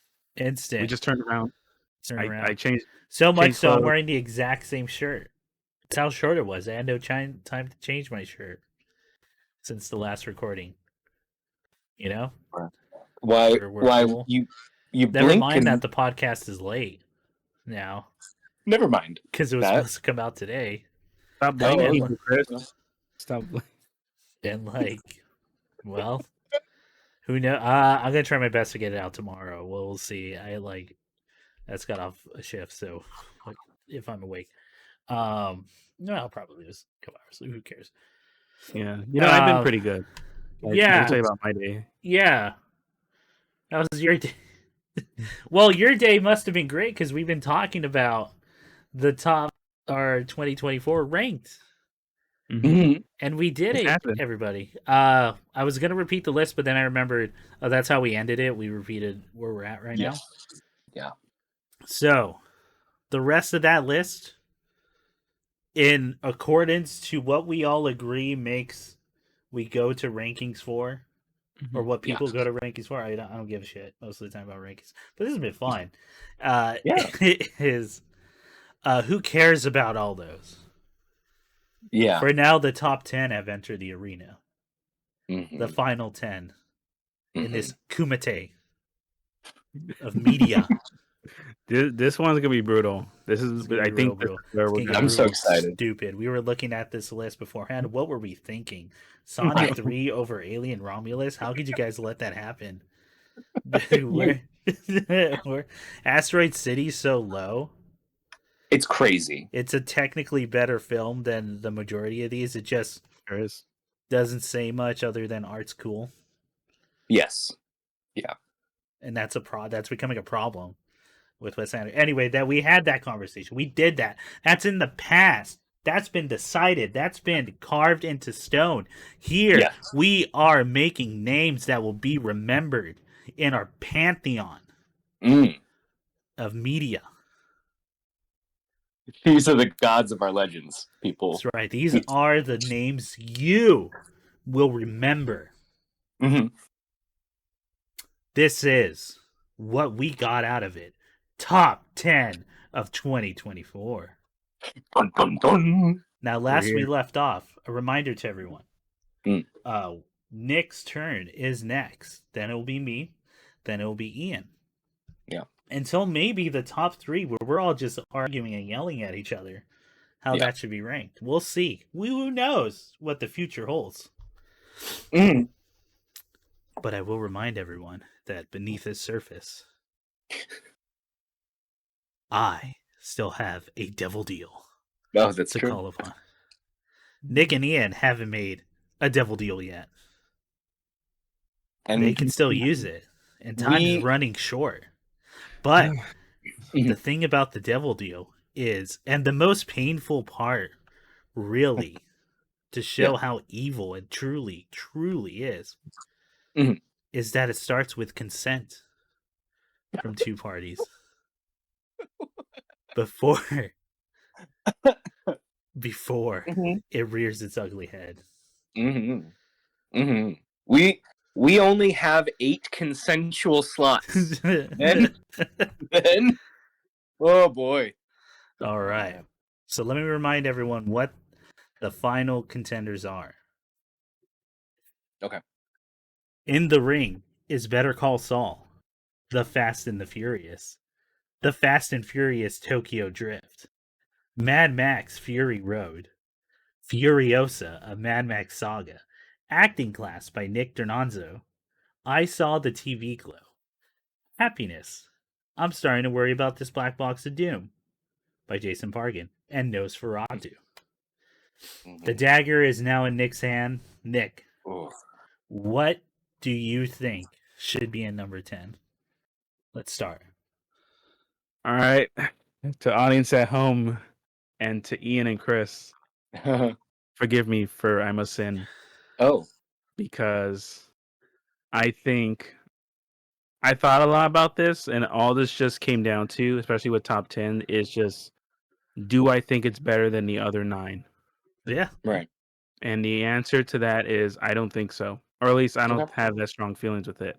Okay. So I think for 10, for me, I'm starting off with Tokyo Drift. Because I don't think... Okay. I was surprised how much I liked I'm Starting to Worry About This Black Box. Okay. I think as a story, like, I really do dig.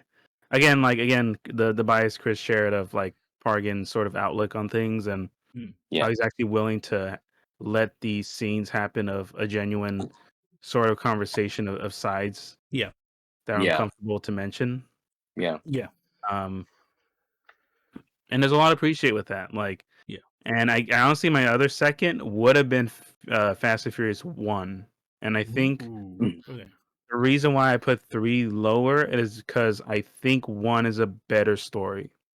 I think 1 has like a more... I think it has a better ending too. The ending's really good in 1. Yeah. So I think Tokyo Drifts for me.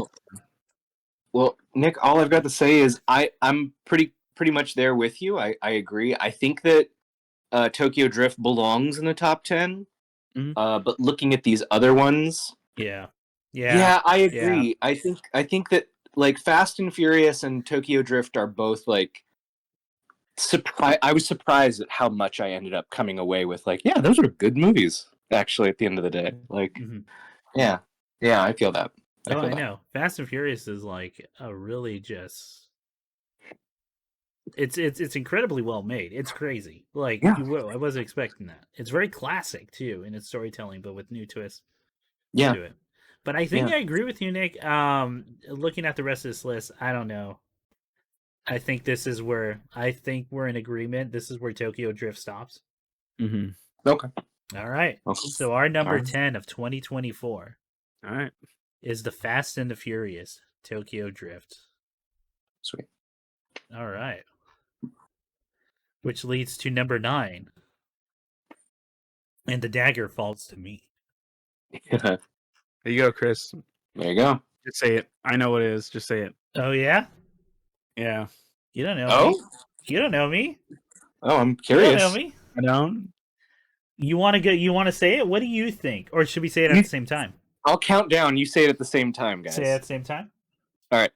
3, 2, 1, go. The Fast and the Furious. Oh, okay. So, okay. You ready for this shit? Mm-hmm. I was going to say Happiness, but as soon as Nick said, he knew what. Okay. Here's where I'm at. Here's where I'm at. Mm-hmm. Again, we're looking at the rest of the list here. And there's one that I'm going to be biased. There's actually a couple in here that I'm going to be really biased to. Mm-hmm. Right. Yeah, the Fast and the Furious versus Happiness. Happiness is a better movie for sure. And its whole trying to build empathy with all these people while being funny at the same time. Mm-hmm. And just these little, like, really just master class of dialogue writing. Yeah. Definitely puts it above. It has the most heart-wrenching scene in this entire show. It has several scenes list. that are pretty holy shit. Like, yeah. But yeah. Here's the thing with this movie.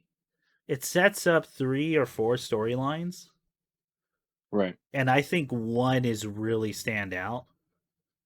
Mm. And the others, while fun, or like, I don't think they touch. I don't think they get like nearly as much. I don't think they're as good as the storyline with the father. Really? Yeah, I didn't think that was the one you were going to say. Okay. I think I think that's the most. I think the way that ends and the way that plays out is the like best writing. You know? I like it's the one with the oh my god, whatever her name is, she breaks up with the guy Joy. Yeah. At the beginning. That's who I was thinking of. I loved that character's kind of journey. Yeah, but I've seen it before. Does that make sense? Yeah. It's very I'm like 93, like 93, yeah. Yeah, but this is 2024, Nick, and we're in the future. And I will say one other good thing about Happiness, which is I think Dustin Hoffman's storyline in this. Yeah. Now this may sound wild. I think young men should have to watch just at least that plot line. Like, yeah, I agree with you. There's so many people who are like Dustin Hoffman's incredibly unself-reflective character that I was like, oh my god, this pitiful, awful human who keeps creating his own misery. Well, I mean that's a theme of the movie, but like that one in particular, I was like, oh man, that's a type. And that type still exists, definitely. Yeah, Philip Seymour Hoffman is just God, so amazing. Yeah, like I can't imagine. Say, wait, is which one's Dustin Hoffman in this? Is he the sorry, not Dustin Hoffman, Philip Seymour Hoffman. Okay, yeah. Fuck you so hard. I was like, he didn't get that old between Blue Velvet and this, right? What are you doing? Get out! Get out of my room! I agree with you, Philip Seymour Hoffman's. I think that's the second best. Yeah. One personally. Granted, I'm starting to get like, it's probably because I'm a dude, and I understand the biases there. Although I like the one with the mom, the old lady. Oh yeah. I like absolutely. hers quite a bit, especially because you don't get that kind of protagonist in a lot of movies. Mm-hmm. No. And her dealing with a very real, like, oh yeah, this is the end of my life. Yeah. Like this is where we're ending. Yeah. And it's just I'm gonna be put away. I'm gonna be like, it's My husband doesn't even have an interest in me at all. Man, what's fuck, dude? Yeah. That quote from Elmer Fudd: "Of all men compete for the prize of loneliness." I think about it almost every day now. Mm-hmm. And how much that society's built around that premise. Yeah. Especially, and like anyone, like, yeah, your best case scenario is you go comfortably on your own. Yeah. And that sucks. That's like, yeah, because humans want like people to relate to in some way. Yeah. So you're saying, with all that said, that the truck scene, Fast and Furious's truck scene is so fucking cool, you guys. Oh my god, when I first watched it, we get gunned down. Nick, okay, because like I hadn't watched it. Hey, that line is so good. That delivery is so good. It's in. He put it in the songs. Yeah. So you stay off. You back off. The only time I ever hear you defend Ja Rule is him. I know saying it's the only is say line because it's so funny. Forget Fire Fest.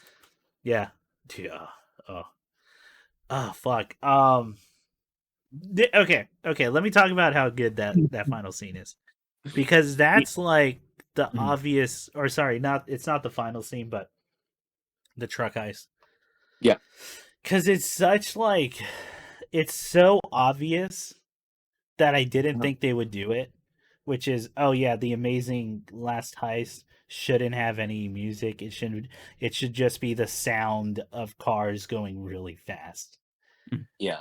And it is. That is the sound Yeah. of that entire scene. And boy, does it add this level of just like of stakes. Because you know they're going, so this is any wrong move is death. Any wrong move is Eddie's death. And just the way it escalates, the way cars move, and their every action leads to the next, in like incredibly well, including the mistakes, the falls, and everything. Yeah. And all ending with the emotional climax of Paul Walker having to call in a police helicopter to save that dude's life. Yeah. And the heartbreak. The only real acting Vin Diesel does in this franchise is watching him lose his fan family. It's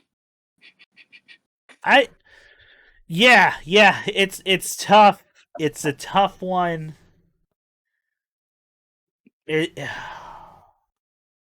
Okay, so you're telling me that all that.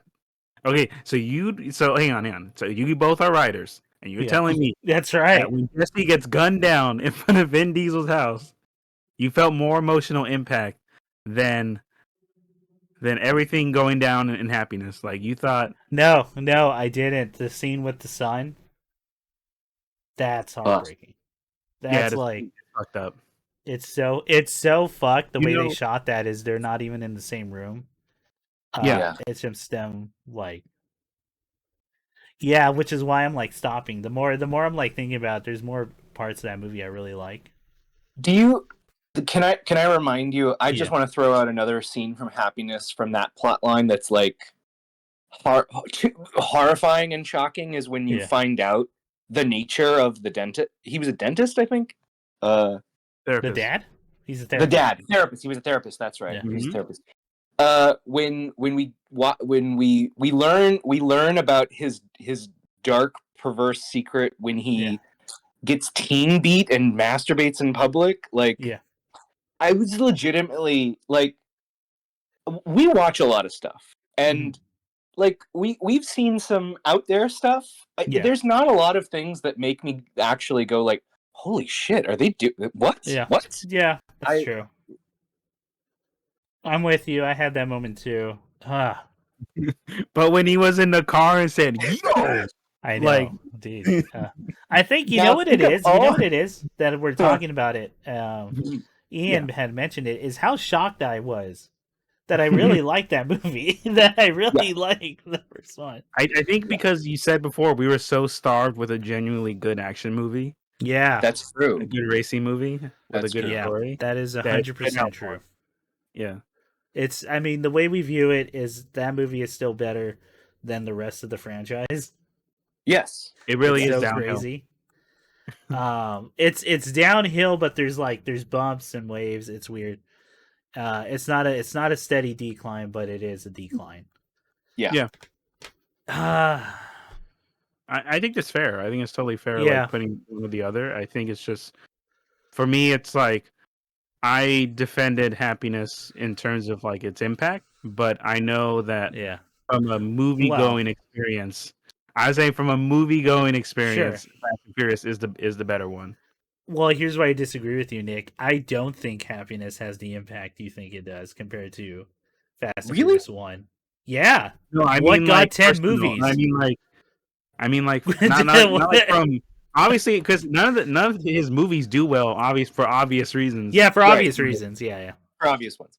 Like the one like you should probably look up his movies after they're a while, Yeah. but if No, you I like, did. but, I did. Yeah. No, there's a reason.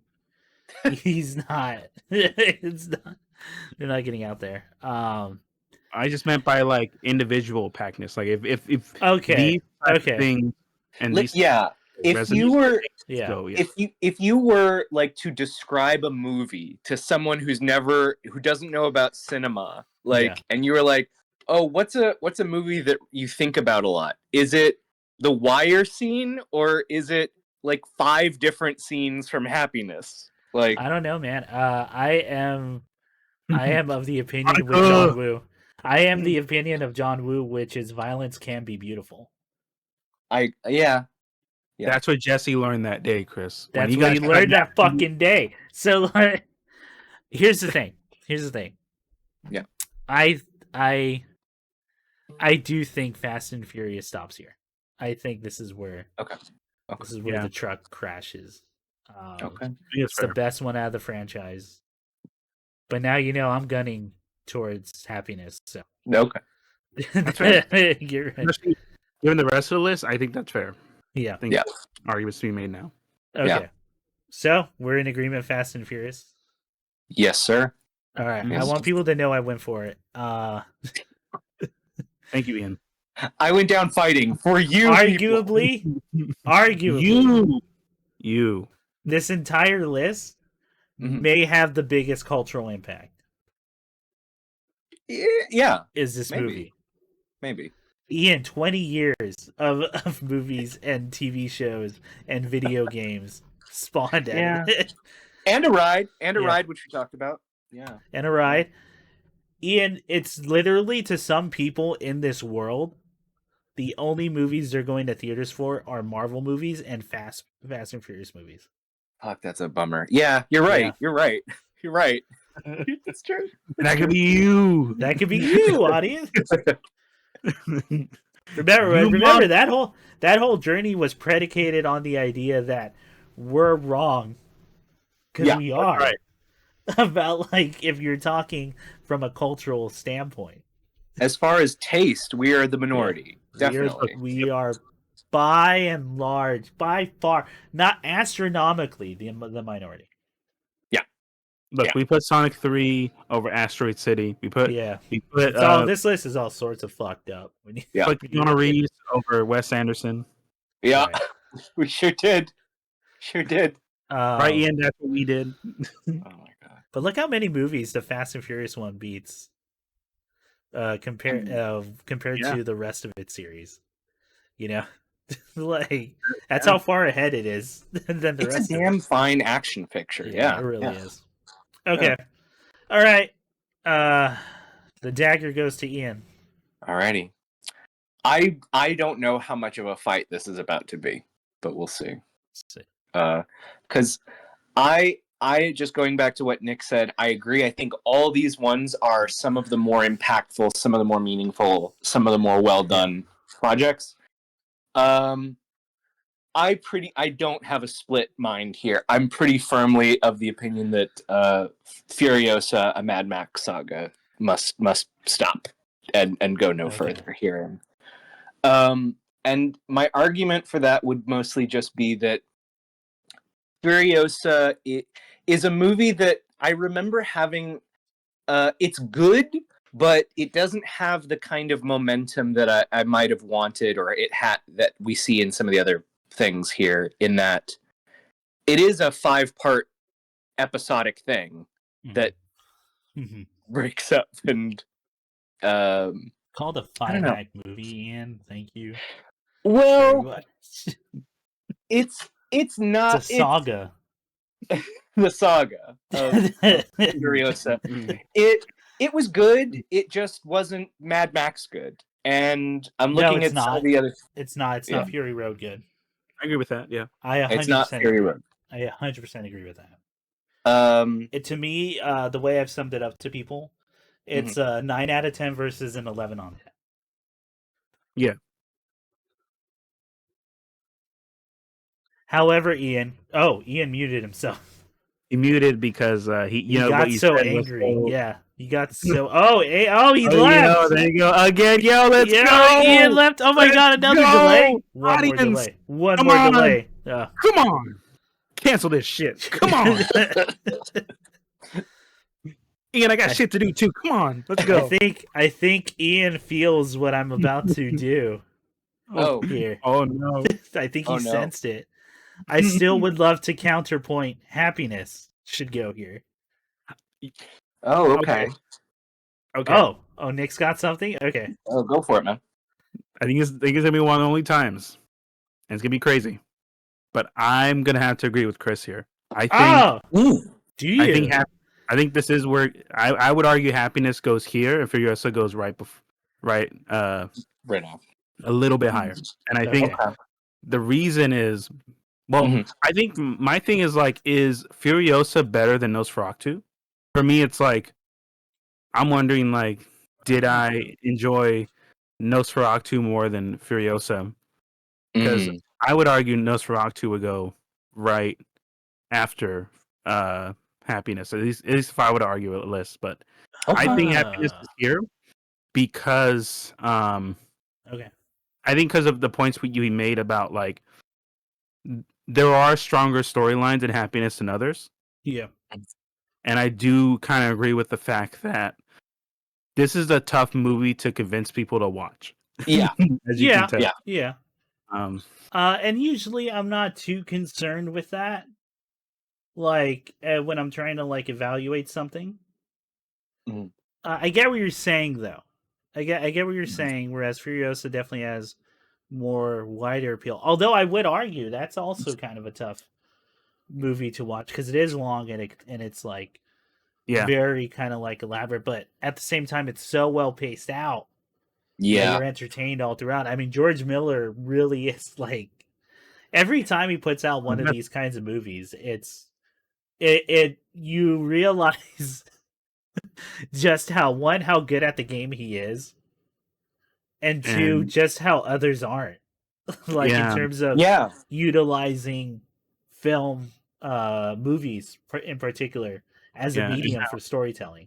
Whereas it's all of it, man. He uses the entirety that films can do, from the color, the composition, beautiful compositions, shots that are again beautiful, but also tell you so fucking much about characters in just a single view. Things like people chase their entire lives trying to get good at. Yeah. And then on top of that, amazing soundtrack. And minimal dialogue, yes, but when it hits, holy shit. The monologue from Chris Hemsworth is fucking amazing. It's so good. Yeah. It's such a great villain. He's the best villain, I think, in all of Mad Max. Oh, easily. And I really thought about that. Because who are we competing with? We're competing with Immortan Joe, who is good, but there's not. He's used very much. He's not really. There's not much depth. He's a more conceptual character. He exactly, is power and that, And that's not a negative towards that movie because it's fully utilized. Because that movie is supposed to be just, how fucked the patriarchy is. Yeah. In this entire system. That would be the real villain, the patriarchy.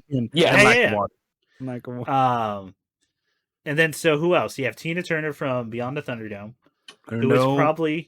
who is probably, if you want the crazy bit, the second most deep villain in Mad Max, versus Lord Humongous, who I love Lord Humongous, but that is, black hat, white hat, evil versus good, and Mad Max is good.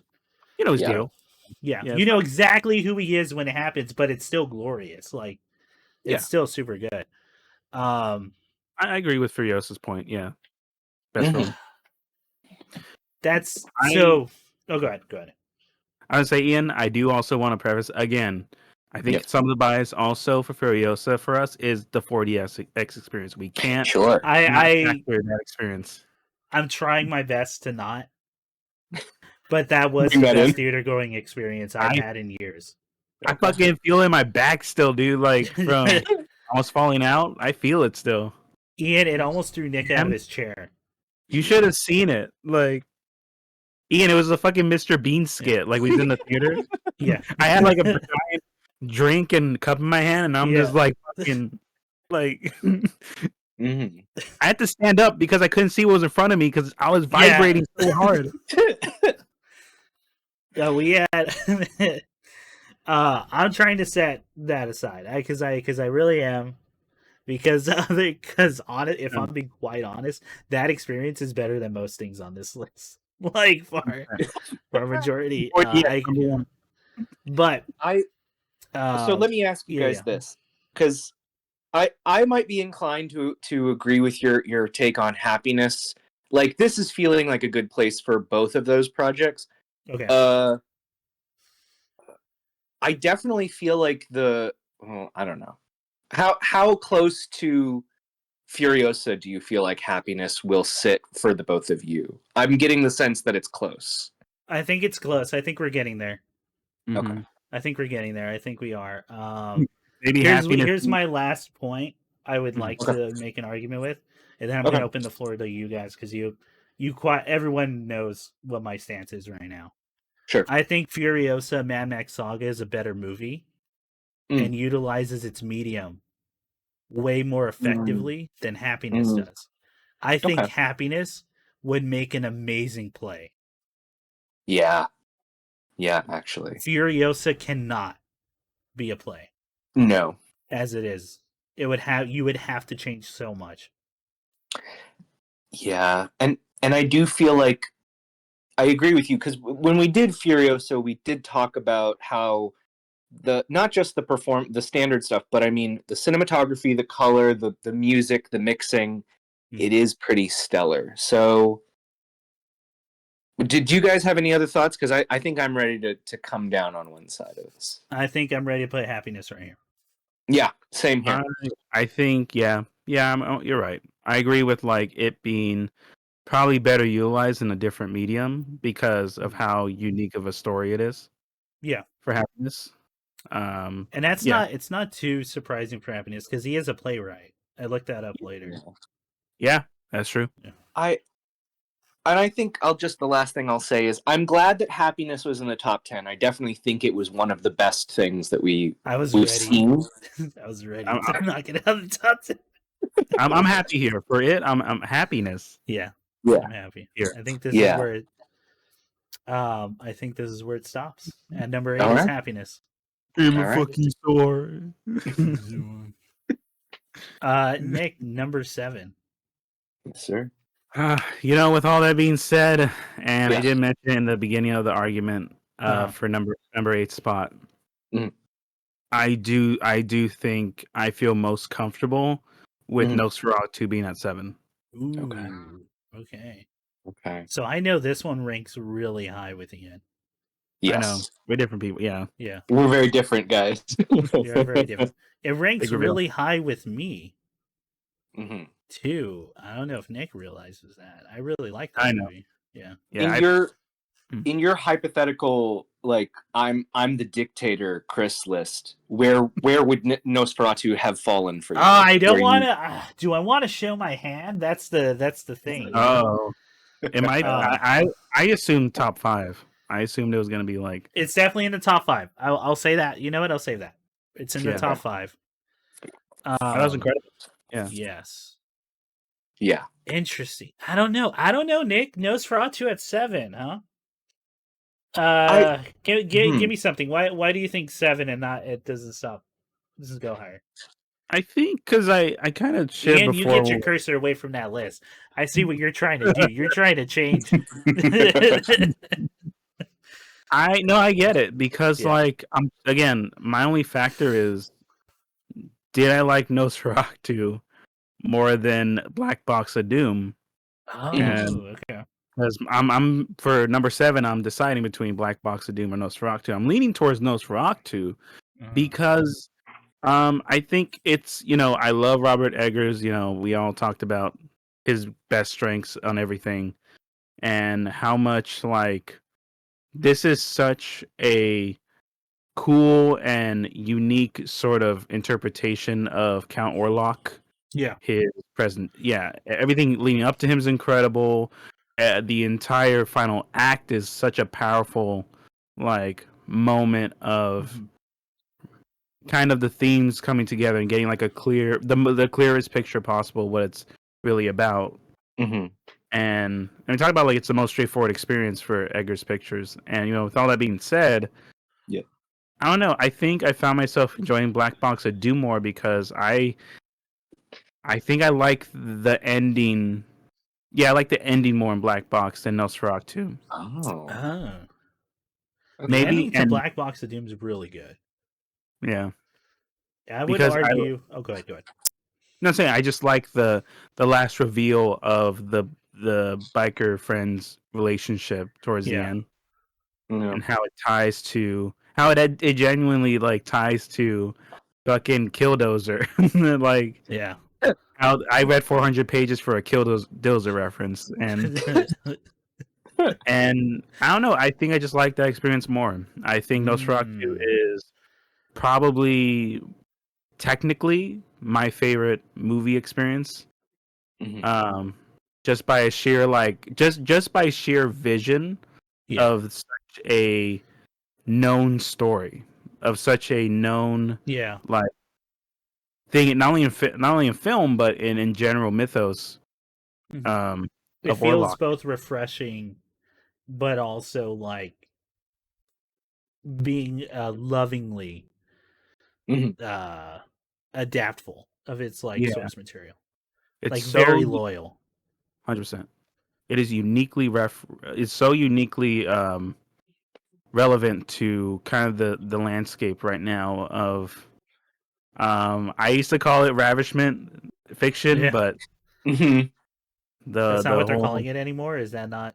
No, it's still a thing. It's still a thing. Okay, because I was like, I thought it was but it's not that. Yeah, it's really not. It puts the twist on its head of like an abusive relationship and how actually complicated that fucking is. Yeah. How much a hold someone can have. Surprisingly enough, I always it reminds me of the short story by oh my god, why am I fucking up his name? Now Raymond Carver. What I think about when we talk about love. Yeah, okay. I see what you mean, yeah. And how complex that is. And how like the idea of perspectives from everyone. And just people just yelling at each other that their views is the right one of love. Do you sometimes like look at something on the floor and go, "I love you, bitch. I love you so much." Yeah. So for me, I'm between Doombox and Nosferatu. That's where I'm at. Okay. Let me look at this list. I don't think either is better than Better Call Saul. Obviously, I don't. Fuck, dude, I'm looking at this list. Yeah, this is. It was a banger year. Like it was. It was a bit. Oh yeah. Okay, I'll say this. I don't Nosferatu is not my favorite movie of the year. I had to do some real soul searching for this one, but it's up there. It's up there for favorite movie that came out this year, right? Oh boy, what do I like better, Nosferatu? I'm starting because I automatically had it in my top 5, but now that we're actually looking at the list and I'm facing reality, what would you put over it? this is a lot hard. Yeah, this is a lot tougher. Ian, can I hear where you're at with this thought? I'd be completely wrong because like I think, yeah. So here's what I'll put out there. I actually would have maybe put Nosferatu and Black Box of Doom higher, but between the two of them, Nosferatu's conclusion works for me better than Black Box, and we talked about the ending. My own take was that the ending felt kind of, and I get that is absolutely what he was going for. It's not that I don't understand that was going for, but the ending that we ended up getting, where it was just porn. It was just a big box of porn. Yeah. And it felt like hey, if you didn't get, I was talking about the internet this whole time as a pit for the worst impulses of humanity. It's just a big box full of porn that makes us paranoid and sad. I don't know. I feel like Nosferatu, at least thematically, here's what I'll say. Yeah. I think like all the things we talked about hit harder for me than definitely harder than Furiosa, because I feel like he said a lot of that with Fury Road, and Furiosa was kind of coming back to themes to kind of pick up some of them. Shit. I don't think that it's better than Better Call Saul. Damn. I do really love Better Call Saul. Yeah, that's I'm thinking about that too, man. I don't think so. Yeah, I think I'm with you. I think Better Call Saul's better. Like, who do you think's more evil, Count Orlok or Chuck? Chuck. Damn close. Chuck, because everyone knows Nosferatu's evil. Yeah. in Nosferatu, everyone believes Chuck is the good son and the right one. Yeah. And is constantly telling him so. To the point where the only other person that knows that he's not, Kim, it takes it takes a long time for her to realize that. Yeah. That's dude. My suggestion would be Black Box herein, just because I loved it, but the ending didn't stick for me in particular, and I think that Nosferatu definitely has more cohesive themes, and besides it being basically, he's an incredibly competent director who, like you said, had a very over the plate home run. Like the technical part, there's nothing for me to pick apart or complain about. It's all impeccable. So yeah. Here's what I'll say about the ending to Black Box of Doom. Just because you bring up, like, I know it didn't hit you. Just the thing of it, and I agree. On the surface, I do believe. It seems like, it's obvious. It's these boxes filled with porn that we're staring at. Evil. But I think I think it's one of his best endings. Like, having thought about it as someone who's read all his books. Right? Okay. Because I think it has layers to that analogy, right? Because he's not just saying phones just have porn on them; they do, right? Of course they do. That's the end. But I think he's also equating the paranoia, the obsession with and just jumping to conclusions and not listening to people who are taking in real information, but just connecting dots that aren't there. And all these assumptions itself as a form of pornography. That's these things we constantly go back to. And that's what I figured. Yeah. And just that relationship, right? It's all, as she says in that, as our when they're both at the lake, right? And our protagonist asks the question, "Do you think there's a chance for me to find a girlfriend?" Essentially, is what he's asking. He asks it more deep, like, "Is it will I find love? Will I find someone?" Right. What piece of advice would you give me? And she says, "It seems like all that emotion that you're equating to love, which is really desire, is going in one direction." Yeah. Right? It's all to you, but it's all like out of you too. It really is like masturbatory. Yes. But I think that's also a great line to sum up what this addiction is to our black boxes. Yeah. And that's why it's God, dude, I fucking love Jason Pargin so much. And that's why I think it's such a good analogy to it, right? And then, but also, he's not saying porn is bad either. That kind of pornography is bad. In fact, he makes it a very beautiful moment. That the internet can be used, even pornography can be used to do something amazing, which was they got to find their friend's work and put it together. Yeah. Granted, it also relied on them also having the one trait every human has, which is they just didn't check their blind spot, which was the internet, because they're old men.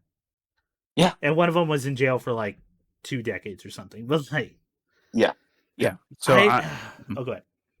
I'll say that's exactly why I ended up choosing or preferring Black Box over Nosferatu is because of that. Because like there is such a great there's such just such a great payoff you get. I think like there's great sort of way Pargin like paid off like his themes and everything that just leaves you with so much to think about, and it's actually applicable like to your life. Like it's actually applicable to a genuine everyday like struggle, and that's why I appreciate.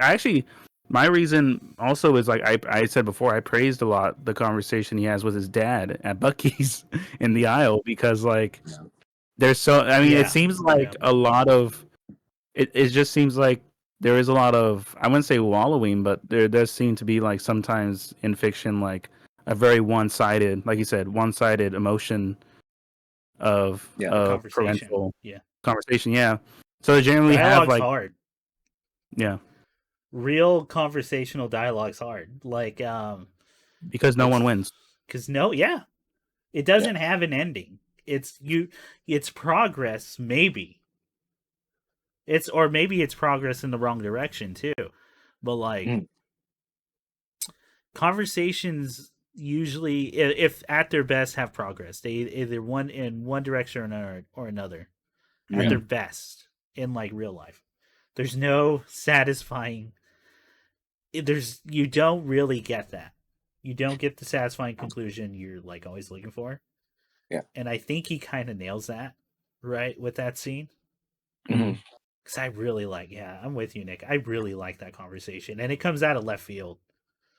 Yeah, it's in because he's so good at that, dude. He's so good at setting you up to not be expecting it with all its just craziness, and ridiculous, and just like they're at a fucking Buc-ee's trying to find a change of clothes, and it's kind of this goofy scenario, and then it's a real emotional conversation with the father that's very real. Ian, very, very real. Absolutely, Ian. All I'm comparing it to is the relatable horniness in Nosferatu and the relatable horniness in Doombot and Black Box of Doom. They have both. They do have both. They do have both. They also have just some real interesting takes. Yeah. I will say this about Black Box of Doom. I do love that. As you mentioned, that comparison, that kind of masturbatory, insular world where nobody is having a real conversation. It's all half truths, and people it's just all kind one of direction. Exactly. So I don't literally, know. Yeah. it's a big circle jerk into the center. Like, dude, that's why I hate like most of I told you before, like some online servers, I just get frustrated with that because like everyone, it's just everything like you. I think it's literally because you guys talk about it so much, like this weird shallowness to most things. Yeah. And like it's just like at some point I'm like, nothing's happening. Like, am I even here? Like, do you just need someone to vent to? Like, Yeah. you just want a wall to I don't know. Most people want a wall to yell at, but they want to draw a face on that wall or something. You're right. You know what, man? Hey, for anyone who has ever done boxing, it's when you put a photo on a box on a fucking punching bag, right? Just fucking let it go. It's easier.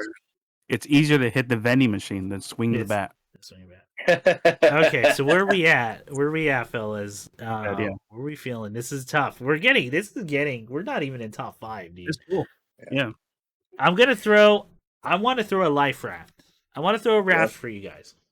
Okay. Ian, and granted this was your turn, but I know I kind of took away the last one, but I do want to throw a raft. I want to throw a little life preserver. How do you feel about Furiosa stopping here? I think that if Furiosa was on, I think that Furiosa and Nosferatu are visually comparable. Like, in the sense that they're very both different, but I agree with that. Yeah. I would make the argument that if it really had to come down to Nosferatu then Furiosa or Furiosa, like I could live with either of those iterations. But I do think that like we're definitely coming close on both of those, just compared to when I'm thinking about Black Box, just what the kind of depth we got out of that. Yeah. Thing. And I'm looking at the other ones and I'm thinking like, oh my god. This is hard, dude. Yeah, this is tough. Where's Saul gonna be at, dude? I'm wondering. Where is Better Call Saul gonna be? Where is it gonna fall, guys? Huh. Is Howard Hamlin more relatable than Mad Max? Yeah, relatable. Yeah. Yes. Yeah.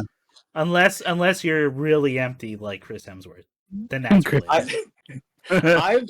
I've definitely said that I think what makes Better Call Saul so affecting and frightening is, as bad as it ever gets, there's so much that grounds you to that reality that you feel like, oh, I could know someone or that could happen to me. I thought that several times during the show. There are people in Chuck's and Bob Odenkirk. Oh my god, why am I?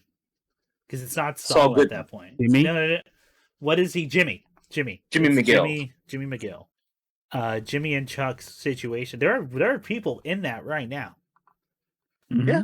The caretaker, and who's just a fucking asshole about it. Yeah. Yep. You know? Yeah. Me and Nick are brothers. We know how that can get.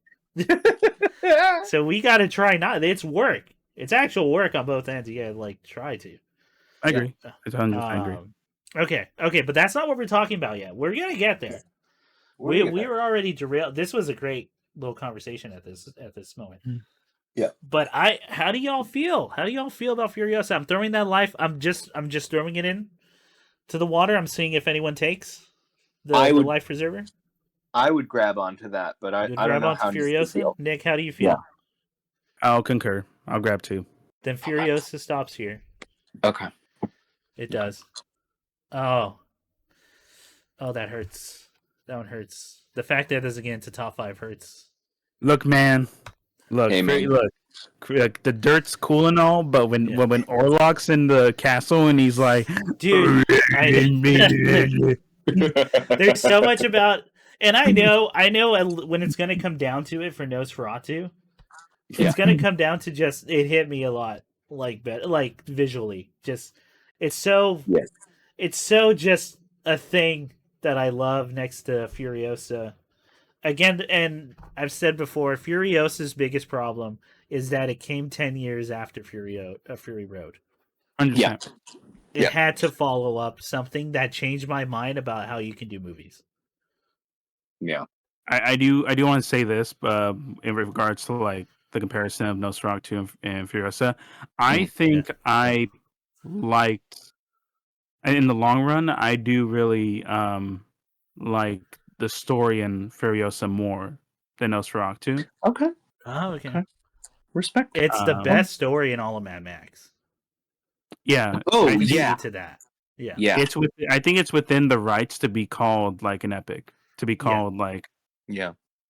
It's a great origin story. Absolutely. Because you I was 100% go, no shit, she's trying to get people out of this situation. Yeah, Like, fuck that. Yeah, fuck reason. everything. All that, dude. Yeah. The system has to go. Like, Yeah. Furiosa is honestly up there for me for like my favorite prequel film or show. I'm with you on that. Yeah. Oh yeah. Because I mean, if we're being real, Furiosa would have been like top 3, like for me. Yeah. For talking about movies of last year, it's like top 3, for sure. Yeah. Mm-hmm. I haven't had that much appreciation for a prequel film. I think since like Monogatari, and that's like for me like one of my favorite films of all time. Yeah. Because it also does a great job of giving you such great reasons to understand the reason and intentions for the characters later in the story. Yeah. It's so good. Just to give Furiosa kind of a eulogy, and then I promise we're going to move on to the next ranking. My last words on it is that when did Mad Max original come out? 82,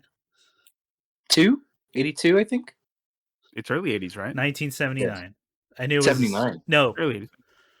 Wait, I'm getting 1980 now. It may have premiered like at a festival in 79. We're gonna say 80. That's the official box office release. Yeah. Okay. So 1980. George Miller has been making Mad Max franchise for 44 years. Jeez. Yeah. Of longer than any of us have been alive. Yeah. That is and so good. He still it's his obsession, it's his baby. He's even said how he makes other movies just so he can keep making Mad Max. Yeah. Yeah. And it's had huge cultural impact every time it's come out. Every time it's come out, it's made crazy impact. Yeah, and yet he does. Oh, go ahead, Nick. I'll say one of the best action visuals ever. Yeah. And yet he somehow, and every time, you're right, Nick. Every time it comes out, it elevates what you can do visually with the movie. He's getting better. It's wild. After 40 years, it's getting better. And he's always trying new things. 44 years later, and how refined and well made are these movies that the one change you add, the one concept you add to the newest movie to make it fresh, new, and really memorable and love characters is to add just a little bit more story, a little bit more background, a little bit more writing, more dialogue. These things that are already in all movies, that's considered foundational. He's gotten so good at perfecting the other aspects that he goes, all right, now we can add a little bit more. We're adding a little bit more to the dish. It's a little bit more new twist, and it's amazing. I fucking love Furiosa, but this is where it stops. Yeah, I agree. Okay, that one hurt. Well, Ian, he got you with Asteroid City, and you got him with Furiosa. Yeah. Take that, society. I know. All right, Nick, it's your turn. Wait. Yeah. Yeah, that was yours, I believe. Wait. Yeah. All right, should I do the count again? Hang on, I can do the count again. I did. One sec. All right, so Nick. No. Ian, Nick, me. Ian, Nick, me. Ian, Nick, me. Ian, Nick, me. Ian, Nick, me. Ian, Nick, me. Ian, Nick. No, that was Nick. Nick, you're right. Yeah. Yeah. So it's my turn. Yeah. Go, Chris. Now Chris you for 6. enact your revenge. All right. I think acting class stops here. Oh wow. Okay. Nick went out of focus. He is so mad. Is that with any considerations? Is that with any parallels, or just it's a vibe. Yeah. I looked at the others and I went, what do I like least here? And for me, Now- it's acting class. I'm gonna offer Nick a little arm out here. You can undermine your brother and get acting class in the top 5 where it belongs. But you have to take one of the best movies ever made and leave it in number 6 with me. Oh, what's your movie? What are you suggesting number 6 would be?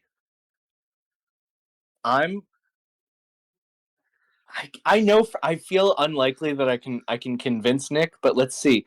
Throw Fury Road under the bus and get acting. No, Ian! Hang on. Ian! Hold on. I'm not going nuclear. This isn't DEFCON 1. Ian! That's DEFCON 1. Ian! What are you doing? I feel like that's something you throw out if you are adamant. He's trying to throw me off the game. He's trying to throw me off the spell. Okay, so here's my thing. What's your thing? The only thing I would replace acting class with here is I saw the TV glow. Oh no, Nick! You don't know how much I like that movie. Then Yeah, I know. You don't know. You don't. I know. You don't know if it's 2 to 1. Then go. No. It's not 2 to 1. Ian's suggesting Fury Road. Yeah. Number 6, which is why I called upon the devil deal. Oh damn! The infernal deal. For anyone who forgot, I backed up Nick way earlier on. I don't even remember what it was for, but it didn't matter. I wanted to keep this. Nick, I'm calling upon the devil deal to stop acting class here. Oh wow! Shoot, man.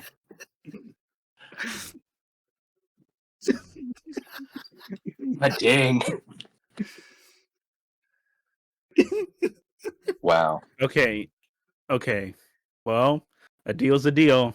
Yeah, that's a devil deal even. God dang. But while I am sulking in the ninth circle of hell, let me ask one question. Yeah.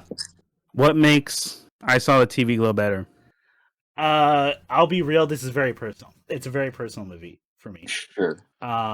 Whether it's better, I don't know. I don't think so. I think you're right on a technical level. Acting class is better. I Saw the TV Glow's ending and its entire message hit me pretty tough.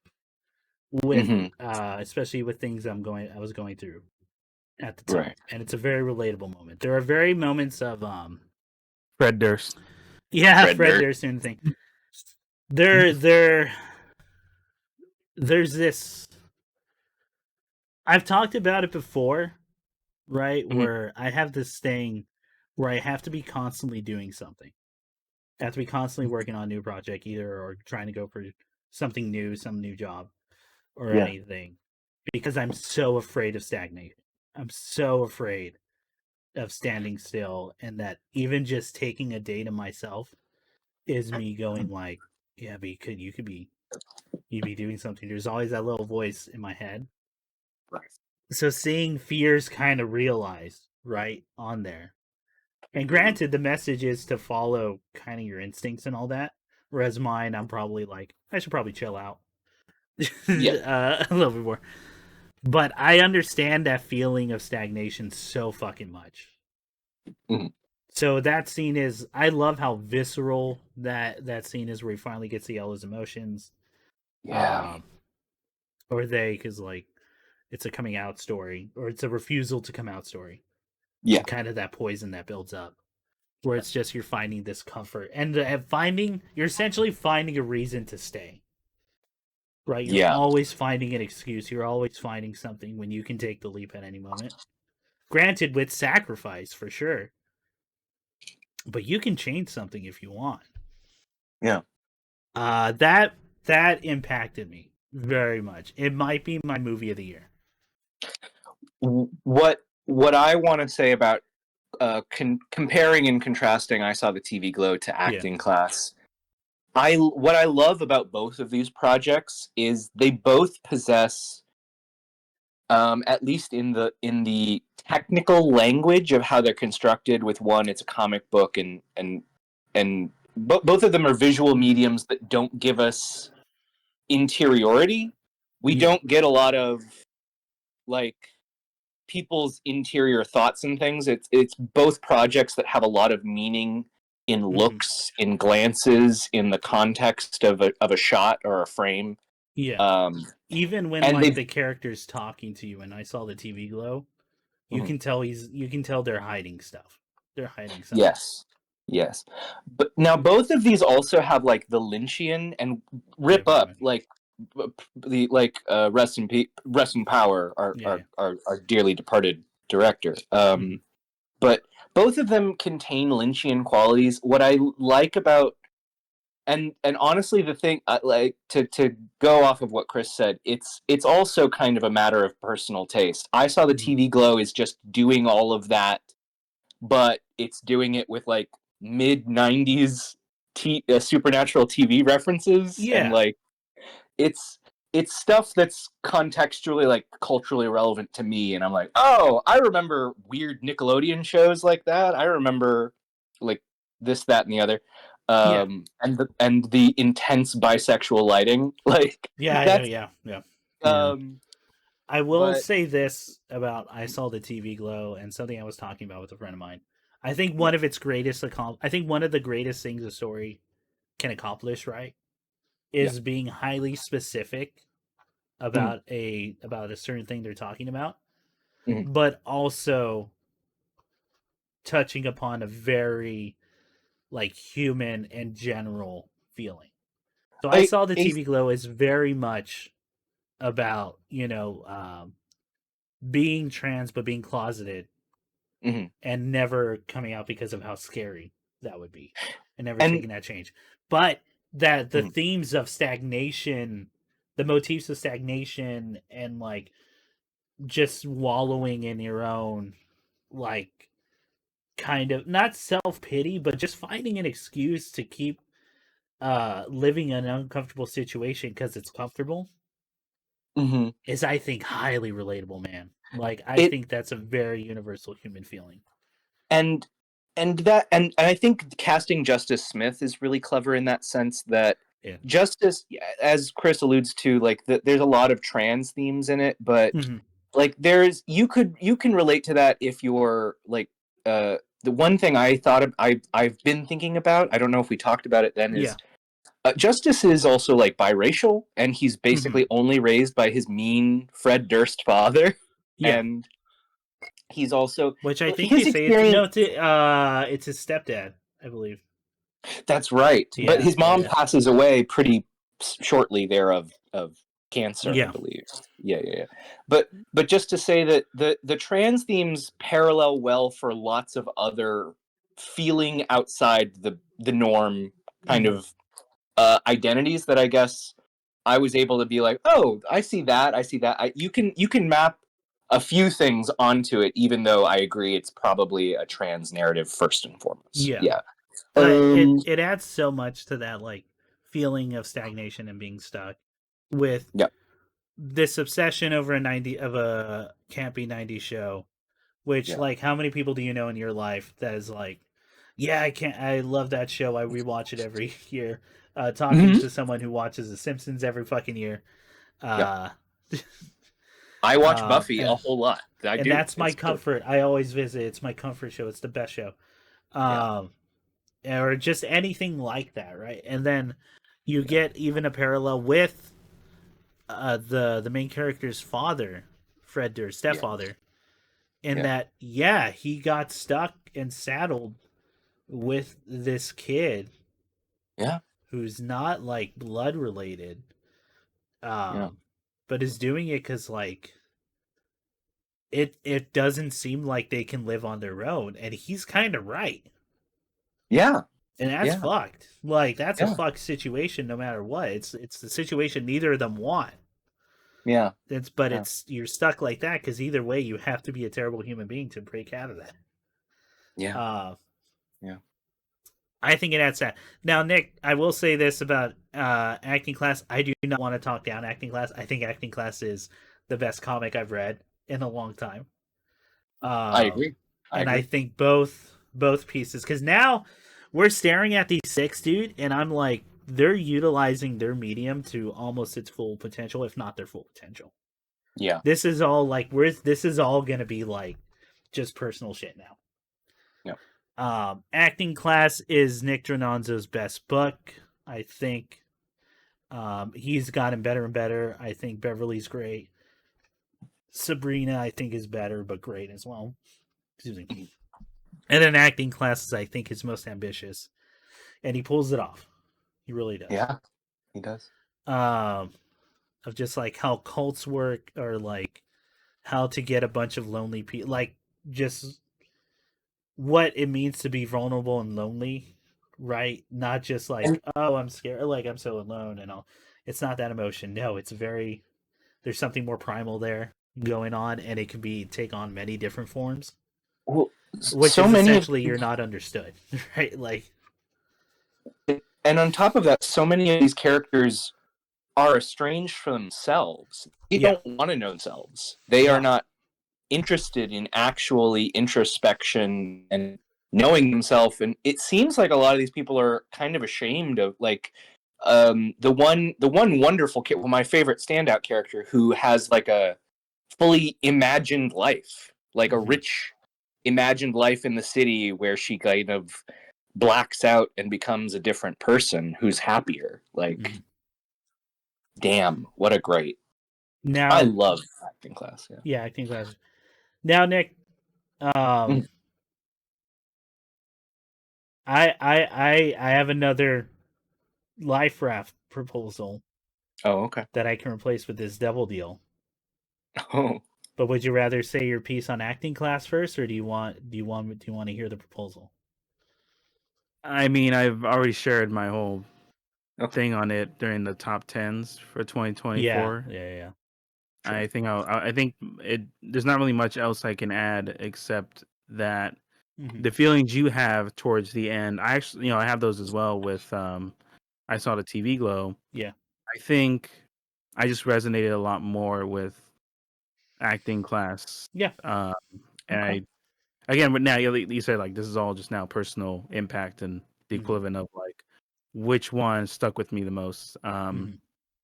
Yeah. For me, like, acting class, again, like Nick Drnaso, I totally agree. Like, despite everything I read last year, acting class was like the best thing I read, because with Beverly and Sabrina, I just think he's like my favorite writer, and I can't think of anybody right now who can depict besides Inio Asano, like, childhood mental illness and and caring for a family member with illness. You know what? I agree with that. I think the way he does, because kind of like you said, like, there's so much about like the perspectives and everything. And what I loved about acting class, and I still think about, kind of like you said, is just like there is a genuine sort of like perspective on what personalities get exploited the most in cults. Yeah. Definitely. And it's tough. Like, so that's all I'll say. But what's there after? Okay. Yeah. So two things. One, you talk about what stuck with the most. I think I told you, Nick, at least. I saw the TV Glow. When I came out of it, went, yeah, that was good. That ending's really great, but it was good. And then I kept thinking about it, and then I kept thinking and then every day or every other day, that movie the scene will flash by and I go, oh yeah, I think that's what that means. And I just kept thinking about it, and I thought about it pretty much the rest of the year, like, from when it came out, which is why that movie sticks with me. Well, just it goes to show how much it sticks with me. The second thing is, Nick, I agree. Acting class may be the best book we've read this year. So my life raft proposal to you is, I am willing to trade my devil deal. 2, I'm starting to worry about this black box of doom. Dang. However, if you take that, yeah, if you take that raft, the next one is acting class. That's the devil deal. is that acting class goes higher than I saw. I'm starting to worry about this Black Box of Doom. But that's it. Okay. Ooh. I'm Do you inclined take to- that? That sounds Yeah. good. Go ahead, Nick. I think I can live with acting class being top 5. Okay. Then, as per agreement of the Devil Deal, we have our number 6. I'm starting to worry about this Black Box of Doom. Okay. And acting class. This number top 5. That feels pretty good. So scary, dude. There's Top thing's really terrifying. 4. Dude, this one. Oh my god. This one. Yeah, this Because this doesn't get into the top 3. Yeah. This is the one. All right. And I believe that was Ian, right? No, that was me. That wasn't me. Was that Nick? Was that it was you, Chris. Was me? That was you, dude. That was You me. did the Devil Deal. You were the one that did the double. whole switch, yeah. All right, then it goes to Ian. All right, Ian. Ian, where do you want to start the conversation? Heard him. What is what is the 4th best thing of 2024 for what we got out of it and doesn't make the podium? Okay, so I'm interested just because I'm getting the sense that me and Nick are the furthest out for this top list. So that's interesting because I also feel like I Saw the TV Glow personally is one of the better things this year. One of the it in the exact way that you just mentioned. The ambiguity, like the bar scene and the ending scene, there's so much stuff that I had to keep thinking about. It was I will say this though, I also feel like Better Call Saul is one of the best things we've talked about. It's just it's visually amazing. It's 5 seasons that just get better. Yeah, you know? They get better.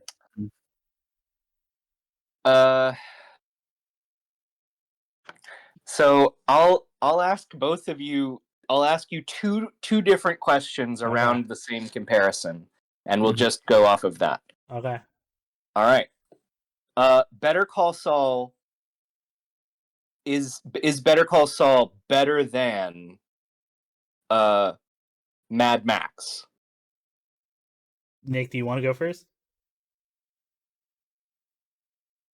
Oh my god, we're so different. I'll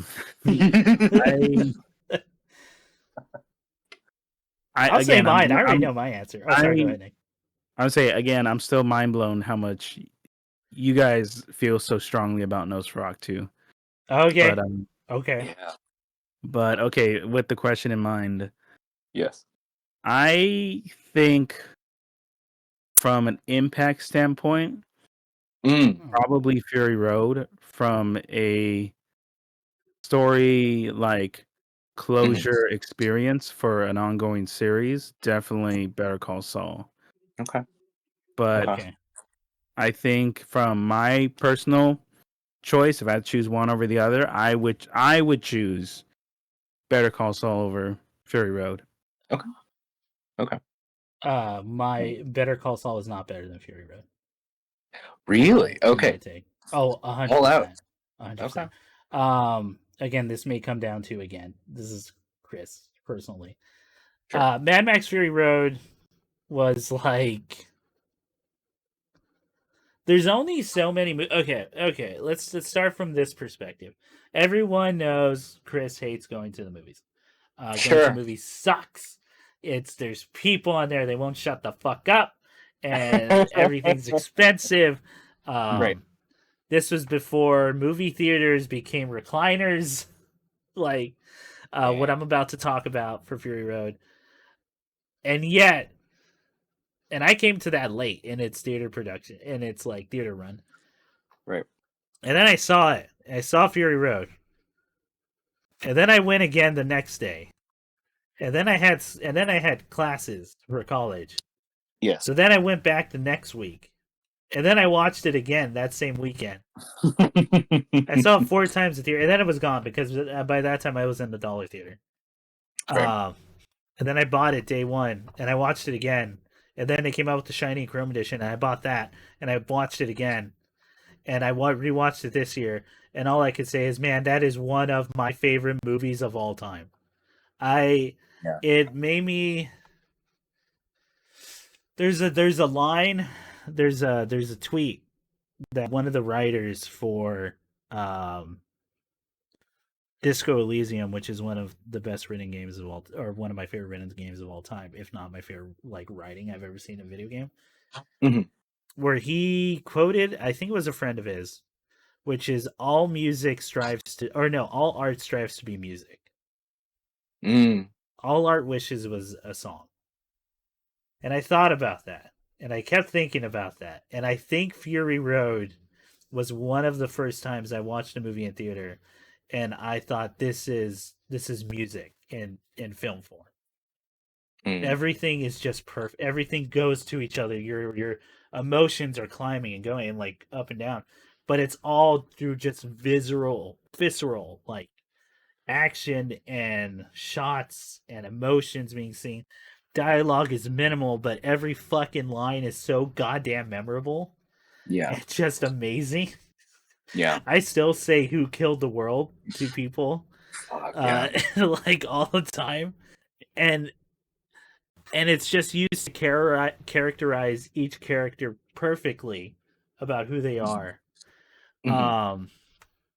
I think it's that, and it just made me think of like if I ever did a movie, this is what I would strive for. I would strive to create a song in movie form without doing a music video or anything, but like a song, and just everything has a rhythm to it, and it literally has people playing. I think Mad Max Fury Road is not only to me like a perfect movie, it's one of my favorite movies of all time. Okay. And I didn't think that could happen at that age. Mm-hmm. Because I thought it was pretty set in stone. Your favorite things are going to be your favorite things because it was in high school and all that. But then in the middle of college, maybe late college, this movie came out and I went, this is art. This is like the kind of art I strive to be. And I'm so fucking glad people like it too. Like, yeah, and like to sort of echo that feeling of experiencing something to that level and coming to a conclusion of this is a goal. This is a personal goal of experience with art. And my favorite thing was there was an old trailer back then where it had a quote from a review saying Fury Road is the best action movie of all time. I remember when I first saw that before the movie, and I thought that might be exaggerated. Yeah. That might be the only time an ad I totally agree with. That might be the best action movie experience I've ever had. Yeah. People are gonna name superhero movies or John Wick movies now, and John Wick's great. Don't get me wrong. I think John Wick's the oasis in the desert of action movies we get nowadays. Yeah. And they're gonna name kung fu movies, which I still love. I love it, man. I love a bunch of stuff, and I've seen a lot. Fury Road's the best action movie I've ever seen. Like that's the best one. Pretty fucking good. It's so crazy because, especially like growing up around people and growing up in a culture, right, that's obsessed with the 80s. So like that's just as this even to this point, which is fucking I still think crazy because we're about to hit like half a century away from that. Yeah. And people are still fucking obsessed and saying that was the best era, that was the best one. Yeah. And then another franchise that was born in that, you go, okay, well, it's not going to be as good as the originals and all that. And it's so much better. It's so much better. It's so much better than the rest of its like counterparts. Yeah. Yeah. All right. So people, you'll where Fury Road is on my list. So like, no, Better Call Saul is good, but it's not. It's not better than Fury Road, I think. I know an action movie versus a song, a song genre versus a series. Yeah. Better Call Saul is the best television I watched of last year. I'll say that. But Better Call Saul is maybe some of the best television. Yeah, I'll say, and 100% you're agree. right. And thinking, I've been thinking about it just while you've been talking, and I'm feeling stronger and stronger that just missing the top 3 is Better Call Saul, Vince Gilligan's Interesting. beauty. Interesting. Okay. I personally just feel I'm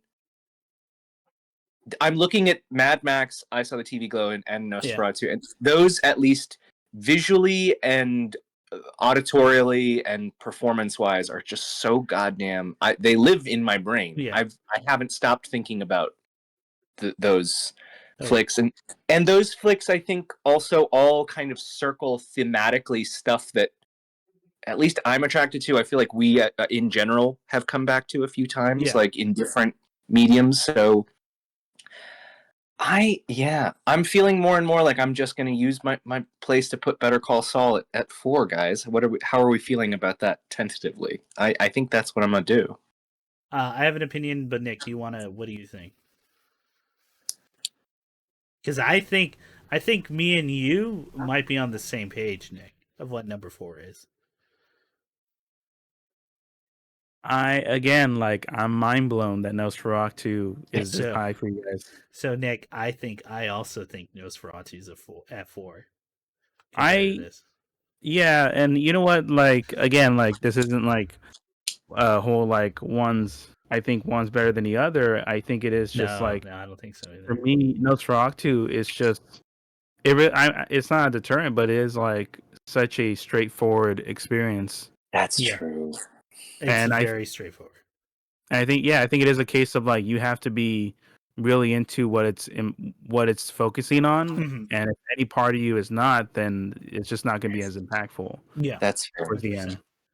I think Better Call Saul talks about way more complex topics. Yeah. Than Nosferatu. Granted, Nosferatu. There's not a lot of movies that are gonna go the solution is, hey, you just listen to the women. The woman. Can you just listen to the victim? Because okay. Because again, one of the best moments in Nosferatu, in terms of writing, is just in terms of directing too. I think is just when William Dafoe is listening. God, yes. Sure. God, yes. Can I say one other thing? This is just a personal note for our listeners to know why I've struggled with this.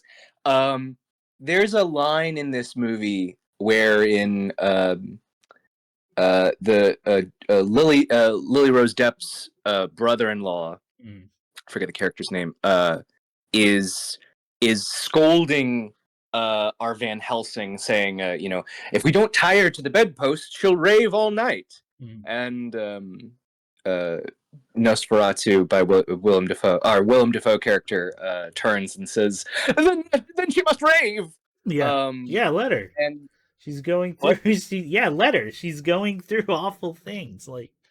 And not only do I love that line, but it's been sampled in so many songs in the last. Oh, I believe that. Few months. That when Willem Dafoe demands that the beat drop and we must all rave, you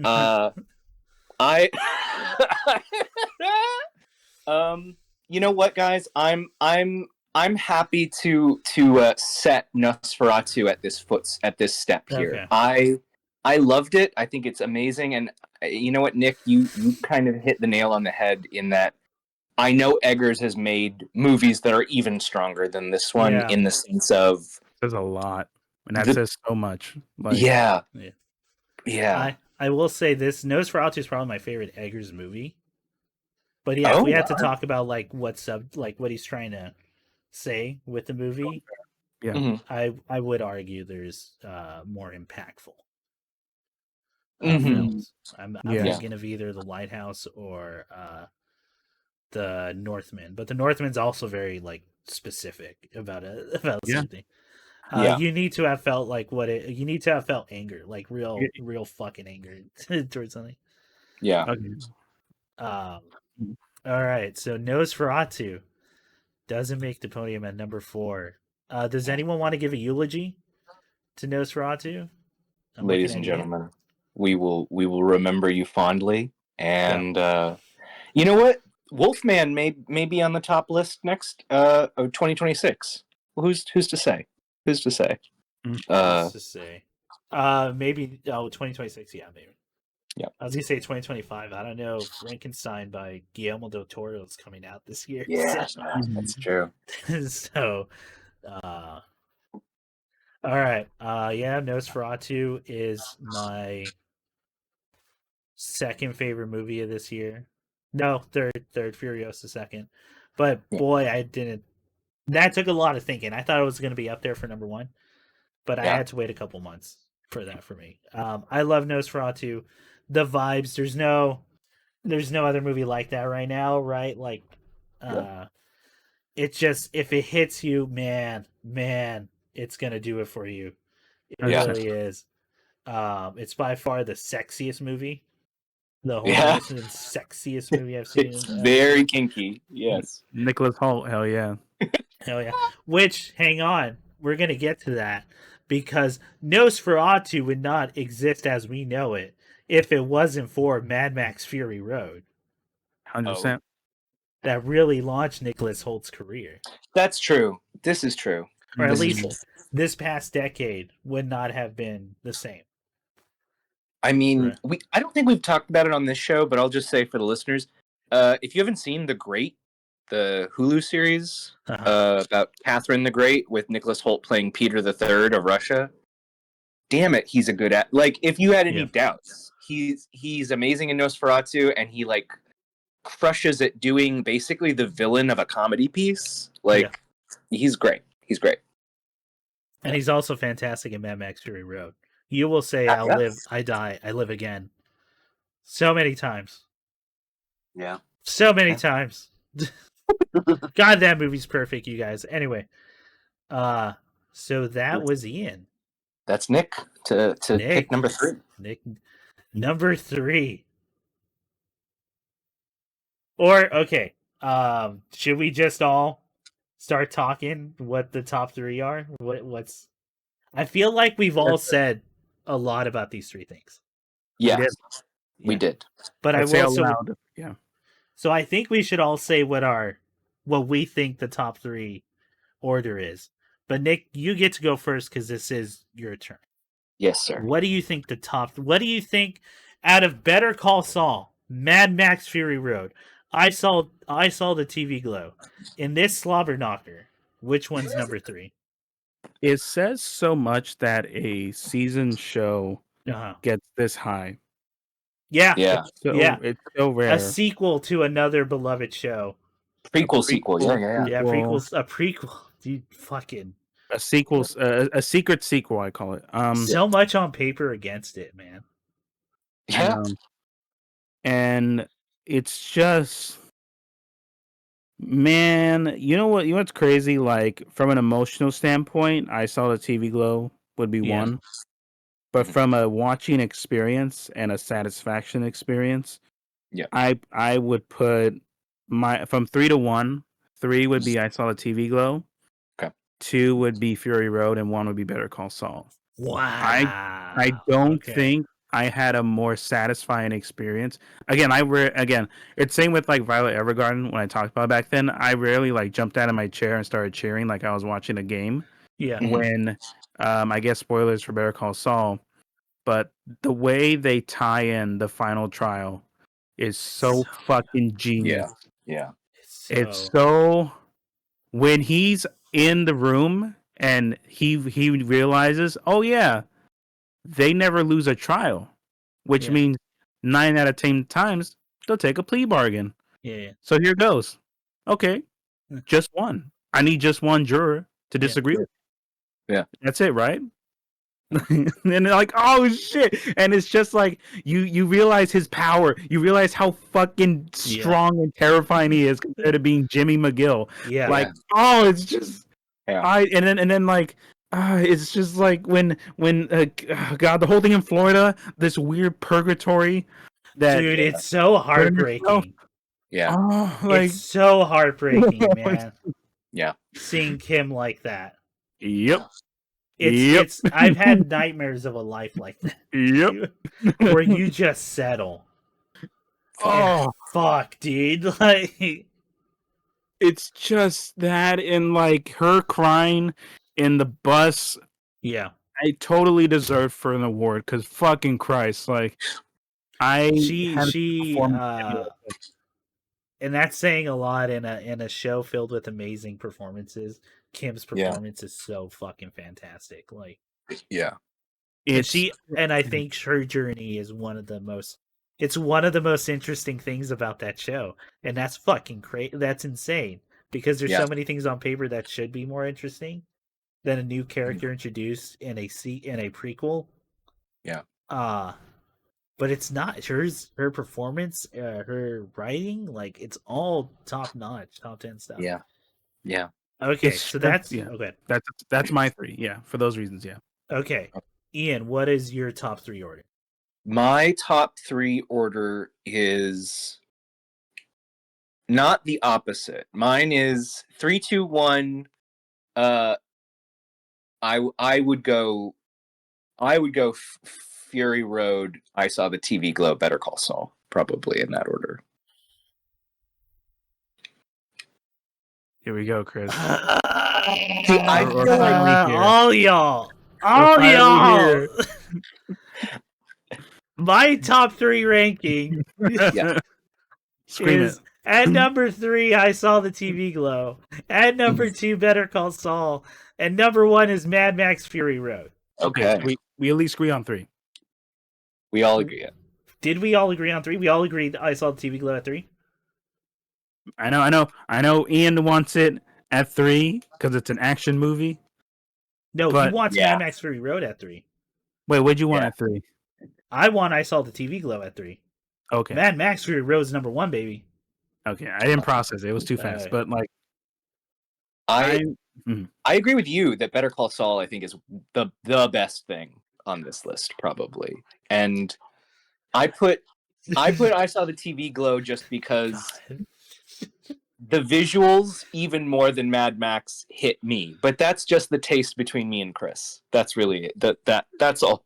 That's a reflection. I'm with Chris, like, in terms of Mad Max being one of the best like film experiences you can have. Like, that is film. It is film and distilled. It just is. Like, it's everything. It's everything in tandem working together to make an amazing thing, and it's all because of like both underuse and overuse. Which ones are you using way more of? And it creates this stew, this balance, this perfect fine dish, this song that's amazing.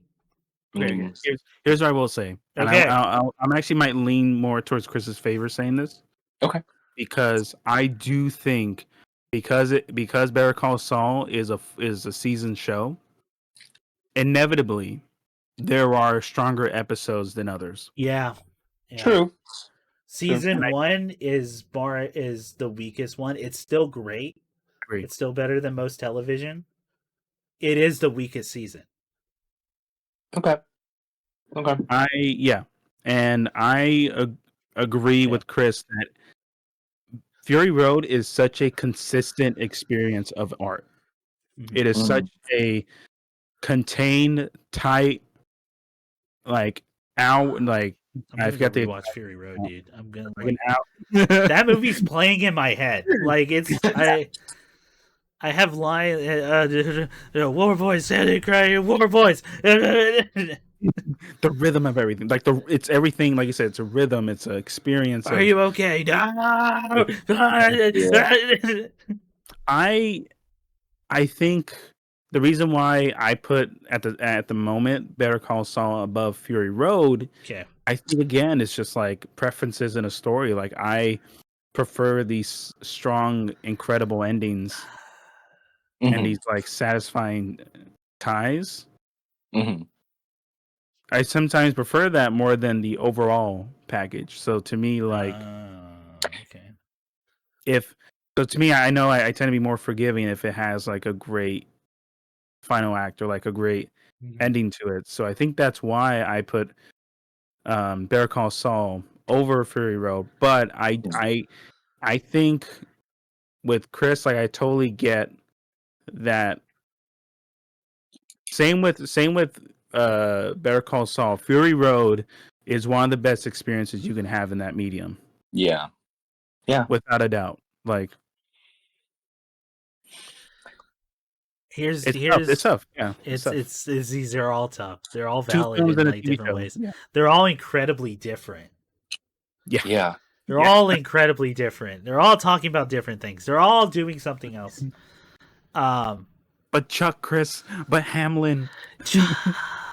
It's number 2, Nick. It's number 2. I think I Saw the TV Glow it just feels awful because we gotta talk. We gotta like say things are worse than the other, essentially. Right. Because human minds work in the negative. First, I Saw the TV Glow tackles a really great universal feeling and also very complex issue that's not known to the masses, like trying to convey very viscerally what it means to just suppress your physical emotions, reality. and the reality of who you are. Yeah. Right. Better Call Saul tackles so many complex relationships intertwining with each other, and each one is paid off. It was incredibly well in moments of tension. It's a thing that shouldn't have been good on paper, and it is. It's better than the original, if you ask me. It's better writing, it's better directing, it's better just pacing and everything. I think the ending's way more satisfying. Yeah.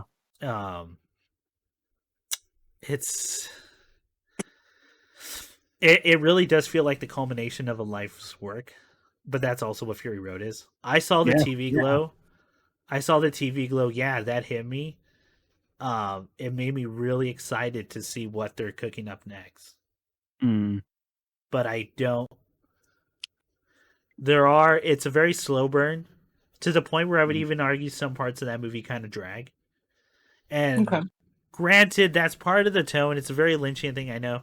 To the point where she just takes the bar from Twin Peaks and just makes it a lesbian bar. Yeah. Or a gay bar. With music, because it's literally the introduction of a bar is you're watching a performance, and they're playing the entire song. Yeah. Which is as someone rewatching Twin Peaks because of David Lynch's passing, I'm like, oh, okay, it's just we took that scene and then for an equal bar. Not saying everything is like way like 100% original in the others because they're not. I think both shows, I think it says a lot that this person's early work, because this is early work, right, for a film debut, is competing with these two movies that are these two pieces that are culminations of other people's lives work. These two dudes, these two guys who, granted, they're held real high. I think one aspect of storytelling, and Ian, I want to see how much you agree with as both of you as writers and artists. Writing is a magic trick at its best. It's tricky, or like this is some way to view it. It's tricking someone, giving them this entertainment, this full ride of emotion, something visceral, but then secretly teaching them an emotion, something they've never thought of before, a new thought, or a new new idea, or a new lesson, or all that. Fury Road is one of the most masculine movies on paper and on film. It's fast cars driving through raging deserts with like hot metal just like hitting each other, guitars, like music and all that, and it's all this package about what it means to be a woman in a horrible patriarchal society. It's a feminist movie. And it teaches an amazing lesson about that. Yeah. And that, it's the system itself. There is no better option. This is the option. We have to change it through whatever means necessary. I think I'd fucking metal. Like, isn't that punk rock, man? Like, I think to agree with you and to add to that Mad Max thought is one of the best parts of Mad Max, and there are people who've kind of dug into this in a more academic way, even. Yeah, there's way smarter people than me. while Charlize Theron is like our sensible hero, who's the equal of Mad Max, and that plot line, the movie also does something that you don't actually see in a lot of other movies that do talk about feminist ideals or empowering women, which is not all of a lot of these women keep traditional femininity. They don't have to become masculinized with, to be dangerous and powerful. Like the Immortan Joe's brides are hypersexual, hyper feminized, and it's a story of their empowerment. And their empowerment does not mean they have to shave their heads and become Furiosa. No, to it's step certainly into a power. path. Yes, it's a path. Yeah, but it's like and it's on purpose. It's to show like this is how Immortan Joe and the rest of the Mad Max, that society, is viewing these women. Yes, and they're proving them wrong at every turn.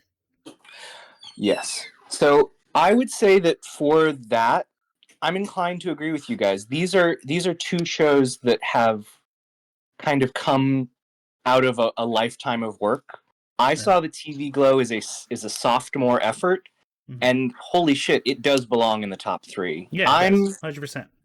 I'm happier to. I'm thinking more and more that the TV Glow could settle at 3, and I would be pretty darn happy with that. Okay. So we all in agreement what number 3 is? I saw the TV Glow. Yes, sir. Right. The number 3, I saw the TV Glow. Boy, what a run! What a run! Highly deserved. Yep. For those who don't know, that was like my movie of the year, which is that's saying something. Furiosa came out that year. Yeah. And that's way more of a Chris movie. Yeah. But I saw the TV Glow, man, that hits. What a fucking going for the jugular. Yeah, film-wise, yeah. It's an ending that I think a lot of people would be afraid to put on film, truthfully. Yeah, 100%. It's why it's why it works so much. Yeah. It totally goes against like so many eras of film. Yeah. Like I don't want to distract from the conversation, but I just have a quick thought that I wanted to kind of throw out to you guys and talk about real quick. Just thinking about, I just had that thought about like, yeah, that's a bleak ending to end on a movie like that we've sat with, where justice, goes through everything he goes through. Looking back at the 2 endings that Get Out could have had, sometimes I wonder, like, maybe they should have just done the original ending. Do we need to explain that for people? Have we talked about that before on the show? Yeah, we've talked about it before, and if anyone can look out, I think I might disagree with you, Ian, on that, but that's a conversation for another day. Sure. We'll definitely talk about that. That's not here or there. But people can go look up the original ending. It's out there. Yeah. In fact, I think Peel like put it out on like YouTube or something. So. Yes. Okay. Nick, but I might disagree with you on that, Ian. We'll talk about that one day. That's an interesting conversation. Okay. Yeah, absolutely. Okay. Well, I know I'm up a hill on this one. Y'all want Better Call Saul at number 1, at Mad Max 2. So already, I'm at a loss, right? I'm at 0. Y'all have 2. Yeah, it's just one man versus 2. One man against all. But god damn it, if that's not what Fury Road is, where the small trying to fight and say, "Oh, Nick's got something to say." Yes, sir. So again, like I said even then, for the number 3 spot, that I feel like this is coming down to like as the experience beginning to end, which I preferred, and it's unfair to Better Call Saul because again, it's an episodic series that had COVID happen during production. Yeah, it did. It again against all odds, man. Yeah. So again, like my thing for Saul being 1 over Fury Road is I like the ending more in Better Call Saul than Fury Road. Mm-hmm. But I understand that Fury Road, the purpose of that ending is to imply like where she goes from there. Yeah. Yeah. There's hope. You roll this, There's hope in this awful place. Yeah, and Nick, when Nicholas Holt goes, "Witness me," and that's the last one. It's a soft one. It's not the loud, bombacious. Nick, come on. You didn't feel? Did you I feel? know. I did. It's incredible. Yeah. Like it's unmatched. Fucking like for an music, action film, dude. Music, like. I'm starting to understand what you mean by art striving to be music. I understand like what I had I guess to sidetrack a bit and then come back to your point. Mhm. So years ago, like one of the first classes I ever took online was with a music teacher, the only dab who produces for a lot of R&B and everything, and he had like a full workshop thing. And in the class, he mentioned that especially for film and for other mediums, you are trying to contain universes in a minute or two. Yeah. So it's the magic trick. So this sort of philosophy of like art that strives to be a song, it seems to be more like at least what I'm taking away from that phrase is art strives to stand on its own, to have its own existence, rather than it's very astute of you, Nick. Because like I'm looking back to what I didn't like, and an example would be, I said before, fully progressive. I didn't like progressive because it was trying its hardest to be something it isn't. The first one, Yeah. and no one can relate to an imitation. No one can relate to. Nick, that's bars. That's fucking. Hey, you should put that as a quote on like one of your biographies or something. That's the title, man. That's the title for the first one. On whatever like social media you got, Nick. No one can relate to an imitation. Fire. It should just be a photo of you going. Just me, black and white. Yeah. Like Lenny with Mr. Burns. Yeah, Lenny with Mr. Burns. Keep going. You're spinning here. Well, I'm just saying, like, yeah, it's just like it's tough because, like, again, Fury Road, like, fully won and Gurren Lagann in terms of art impact is such a contained universe that you can't get enough of. Like, but it's the magic trick, like you said, of like, though you want more, it's all you needed. Like, all you needed was that. At like an hour and 30. All you needed was that 6 episodes. Yeah. And for me, like Fury Road, like, and Singing Better Call Saul is just like they're so satisfying in their own ways. And I think I picked Better Call Saul because, like, again, against all odds, and also like I found so much satisfaction from the court scene at the end. And you have something that you not only don't expect, but it makes total sense. Of course, in the very last moment, he'll go out. Jimmy is gonna go out his own way, as Saul, by shitting on Walter White, and the only lie he ever tells to the court is to fuck over a dead man. Yeah. It's by so by good. trying to take as much credit for his empire. Oh yeah. Possible. Yeah. Oh yeah. It's tough. Again, it's so tough. Like, this is, man, I could be swayed either way.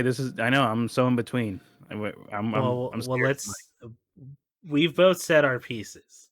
I don't know if I can say anything else as good as what I've said about Fury Road in this podcast.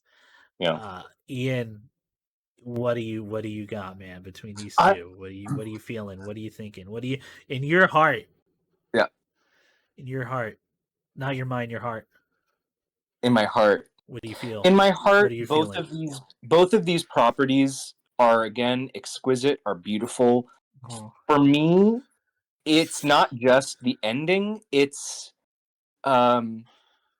we talked about the highs and lows of good episodes of TV and bad episodes of TV, but like, what do you do with like 5 seasons that are just baller like they're just fire, dude. Even slow season 1 has moments that like not my stomach when I rewatch them still. Yeah. They're so impactful. And I don't know, I think it's that distance of Mad Max is an exquisite like a jewel of meticulous crafting as far as art stepping into that world. Better Call Saul is a long mural that sadly reflects reality. Yeah. So yeah, it's I think that at the end Better Call Saul is it's again it's apples and oranges, but it's like it really that's is. an epic. That's it. That's 50 hours of amazing TV in total that add up to that killer moment at the end where Jimmy takes all the credit. So my that's how I'm feeling about it. Is both of these are damn fine. I would probably pick Better Call Saul just between Lalo Salamanca, all those actors, the beauty of I think Nick, you said something about uh, this character Jimmy's associate. She should be a write-off character on paper. She should be a character. Oh, that was Yeah. And somehow at the end, she has a scene with Jesse Pinkman, and I remember watching that scene at the end and thinking, fuck, I need more of Kim. Yeah. I need to know what this woman's experience is, because we had 5 years to fall in love the way Jimmy falls in love with her. Yeah. And I mean, you can say that about every dynamic. You had 5 years to empathize with Jimmy McGill, to really hate Chuck, to really, all of that. So that's, I guess, would be my argument. But it's up to you, man. What are you thinking, Nick? Well, Nick already said his piece, right? It's still there. I'm so conflicted. Dang. Okay, I'm hearing from both of you. Man, I had this feeling when Ian was talking. I literally felt like my shoulders give way and like whatever tension, because I know what's gonna happen. Mm-hmm. And maybe it's acceptance, maybe it's despair. I'm hearing y'all say Better Call Saul's number 1, and Fury Road is number 2. That's what my heart. That's what my heart is. Not my mind. Not my mind. A single thought. And Nick, you say you're conflicted, but I mean that's what I'm hearing. So I'm gonna make that the list depending on what you say, Nick. What is that? What you think? Is that how you rank them? Here's where I'm so sad. Dig my own hole, because did you already do your Devil's Deal? Yeah, I already did my Devil's Deal. And they don't work in the top 3. Plus, there's no Devil Deal in the top 3. Yeah. Okay. Which is why I used it. Yeah, I used it on. Oh, good. No, go ahead. No, I used it on acting class. Remember, and then I threw. And then I'm starting to worry. I'm starting to worry about this Black Box's Doom, so acting class can go above it. You know what? I was so you said it was a better. Yeah, because you said it was the best book in 2024, and I agree. Yeah, so I agree. I couldn't fight that. Like, it's tough with like these two, because like there's such a great argument for both, and I think like Fury Road, like it's tough because like you said, there's such an inspiration, an impact it took like years after, both like on an individual and like from honestly a cultural standpoint for action films. Like, and it's tough because kind of like you said, Mad Max is a world you want to know more about, and it seems like every time George Miller expands on it, you do get something more interesting, like something more somehow cool. unique. Still, like, it's crazy. Yeah, There's nothing else like it. Yeah, there isn't. It's crazy, even with so many imitators. Yeah, You know? and again, same argument with Better Call Saul. Like, yeah. So where Nick, they I need to. expand on- Oh, go ahead. They expand on everything, and I think I just felt more satisfaction with Better Call Saul again because Alright. like, it is just like, and again, who is more evil, Chuck McGill or Immortal Joe? I mean, Chuck's a real evil. He's a real, you know. Chuck is not only what I think is everything wrong with the legal system. I think it's like everything wrong with like a dude in power. like he's What? Nick, I'm here. Oh, go ahead. I was gonna say before I want to cut you off on your last thing. Yeah. Before we close everything, all I'll say is, what is worse, a villain that maintains the status quo through lawlessness, or through a form of other form of fascism of preserving the power of the law. Power of the law. The law is sacred. What's more terrifying? That's Nick, I need you to say it. I need you because I can't say it. Condemn him. I can't see it. I know what it is. You know what it is. Ian knows what it is. Our listeners know what it is. Nick, I need you to say what second place is. Yeah. And then I need you to say what first place is. Yeah, you get to do first, second, and first, man. Coming up at number 2 of what we got out of it, 2024 out of 26 is Mad Max Fury Road. You know, Chris, second isn't bad. Like, it's really good. Your fucking mouth. Second's first loser, and we all know that. Don't you dare. Don't you listen, I've accepted. I'm going through an acceptance phase right now. I'm trying. And you just want to like, you just want to rile it up. Asteroid City's under a goddamn hedgehog. You ghouls. Regardless of rank, it is still the highest ranked movie of what we talked about. It is. It sure is. Surely is. Sure is. And what's going on there? Better Call Saul, out of the entire year of 2024, and I'm so happy Chris took the time like to watch all of Better Call Saul. No, Breaking Bad and Better Call Saul. Yeah. And I wanted to. I'm so happy because Better Call Saul is number 1, both in our hearts and our paper. And on the list. Yeah. Gentlemen, let's take this on home. Alrighty. I'm going to read the list, and then we're gone. All right. 2024 is behind us. Yep. Yeah. And then we'll look into the future because I think I know what the next movie is going to be, and I want to make sure with you guys because I know we haven't talked about it quite yet. All right. But I think I know what it should be. Okay. What we got out of it 2024 ranked, starting at number 26. Fast and Furious 2009. 25, Fast and Furious 6. At 24, Fast 5. At 23, F9, The Fast Saga. 22, Fast and Furious presents Hobbs and Shaw. 21, The Fate of the Furious. 20, wow, we're just laying it into this franchise. 20, Fast X. 19, Furious 7. 18, Outlaw Johnny Black. Man, I wanted to like him more than I did. 17, Too Fast, Too Furious. 16, Godzilla Cross Kong: The New Empire. The real snub of the of the thing. Number 15, Asteroid City. Surprised it got that high. 14, Alien Romulus. 13, Sonic 3. What were we thinking? 12, Weird Al Yankovic Story. 11, We're All Going to the World's Fair. And 10 is Tokyo Drift. That's crazy. Number 9 is The Fast and the Furious. 8 is Happiness. Crazy. Number 7, Furiosa, a Mad Max Saga. A number if you had told me when I watched that movie, that is not where it would be. Number 6, I'm starting to worry about this Black Box of Doom.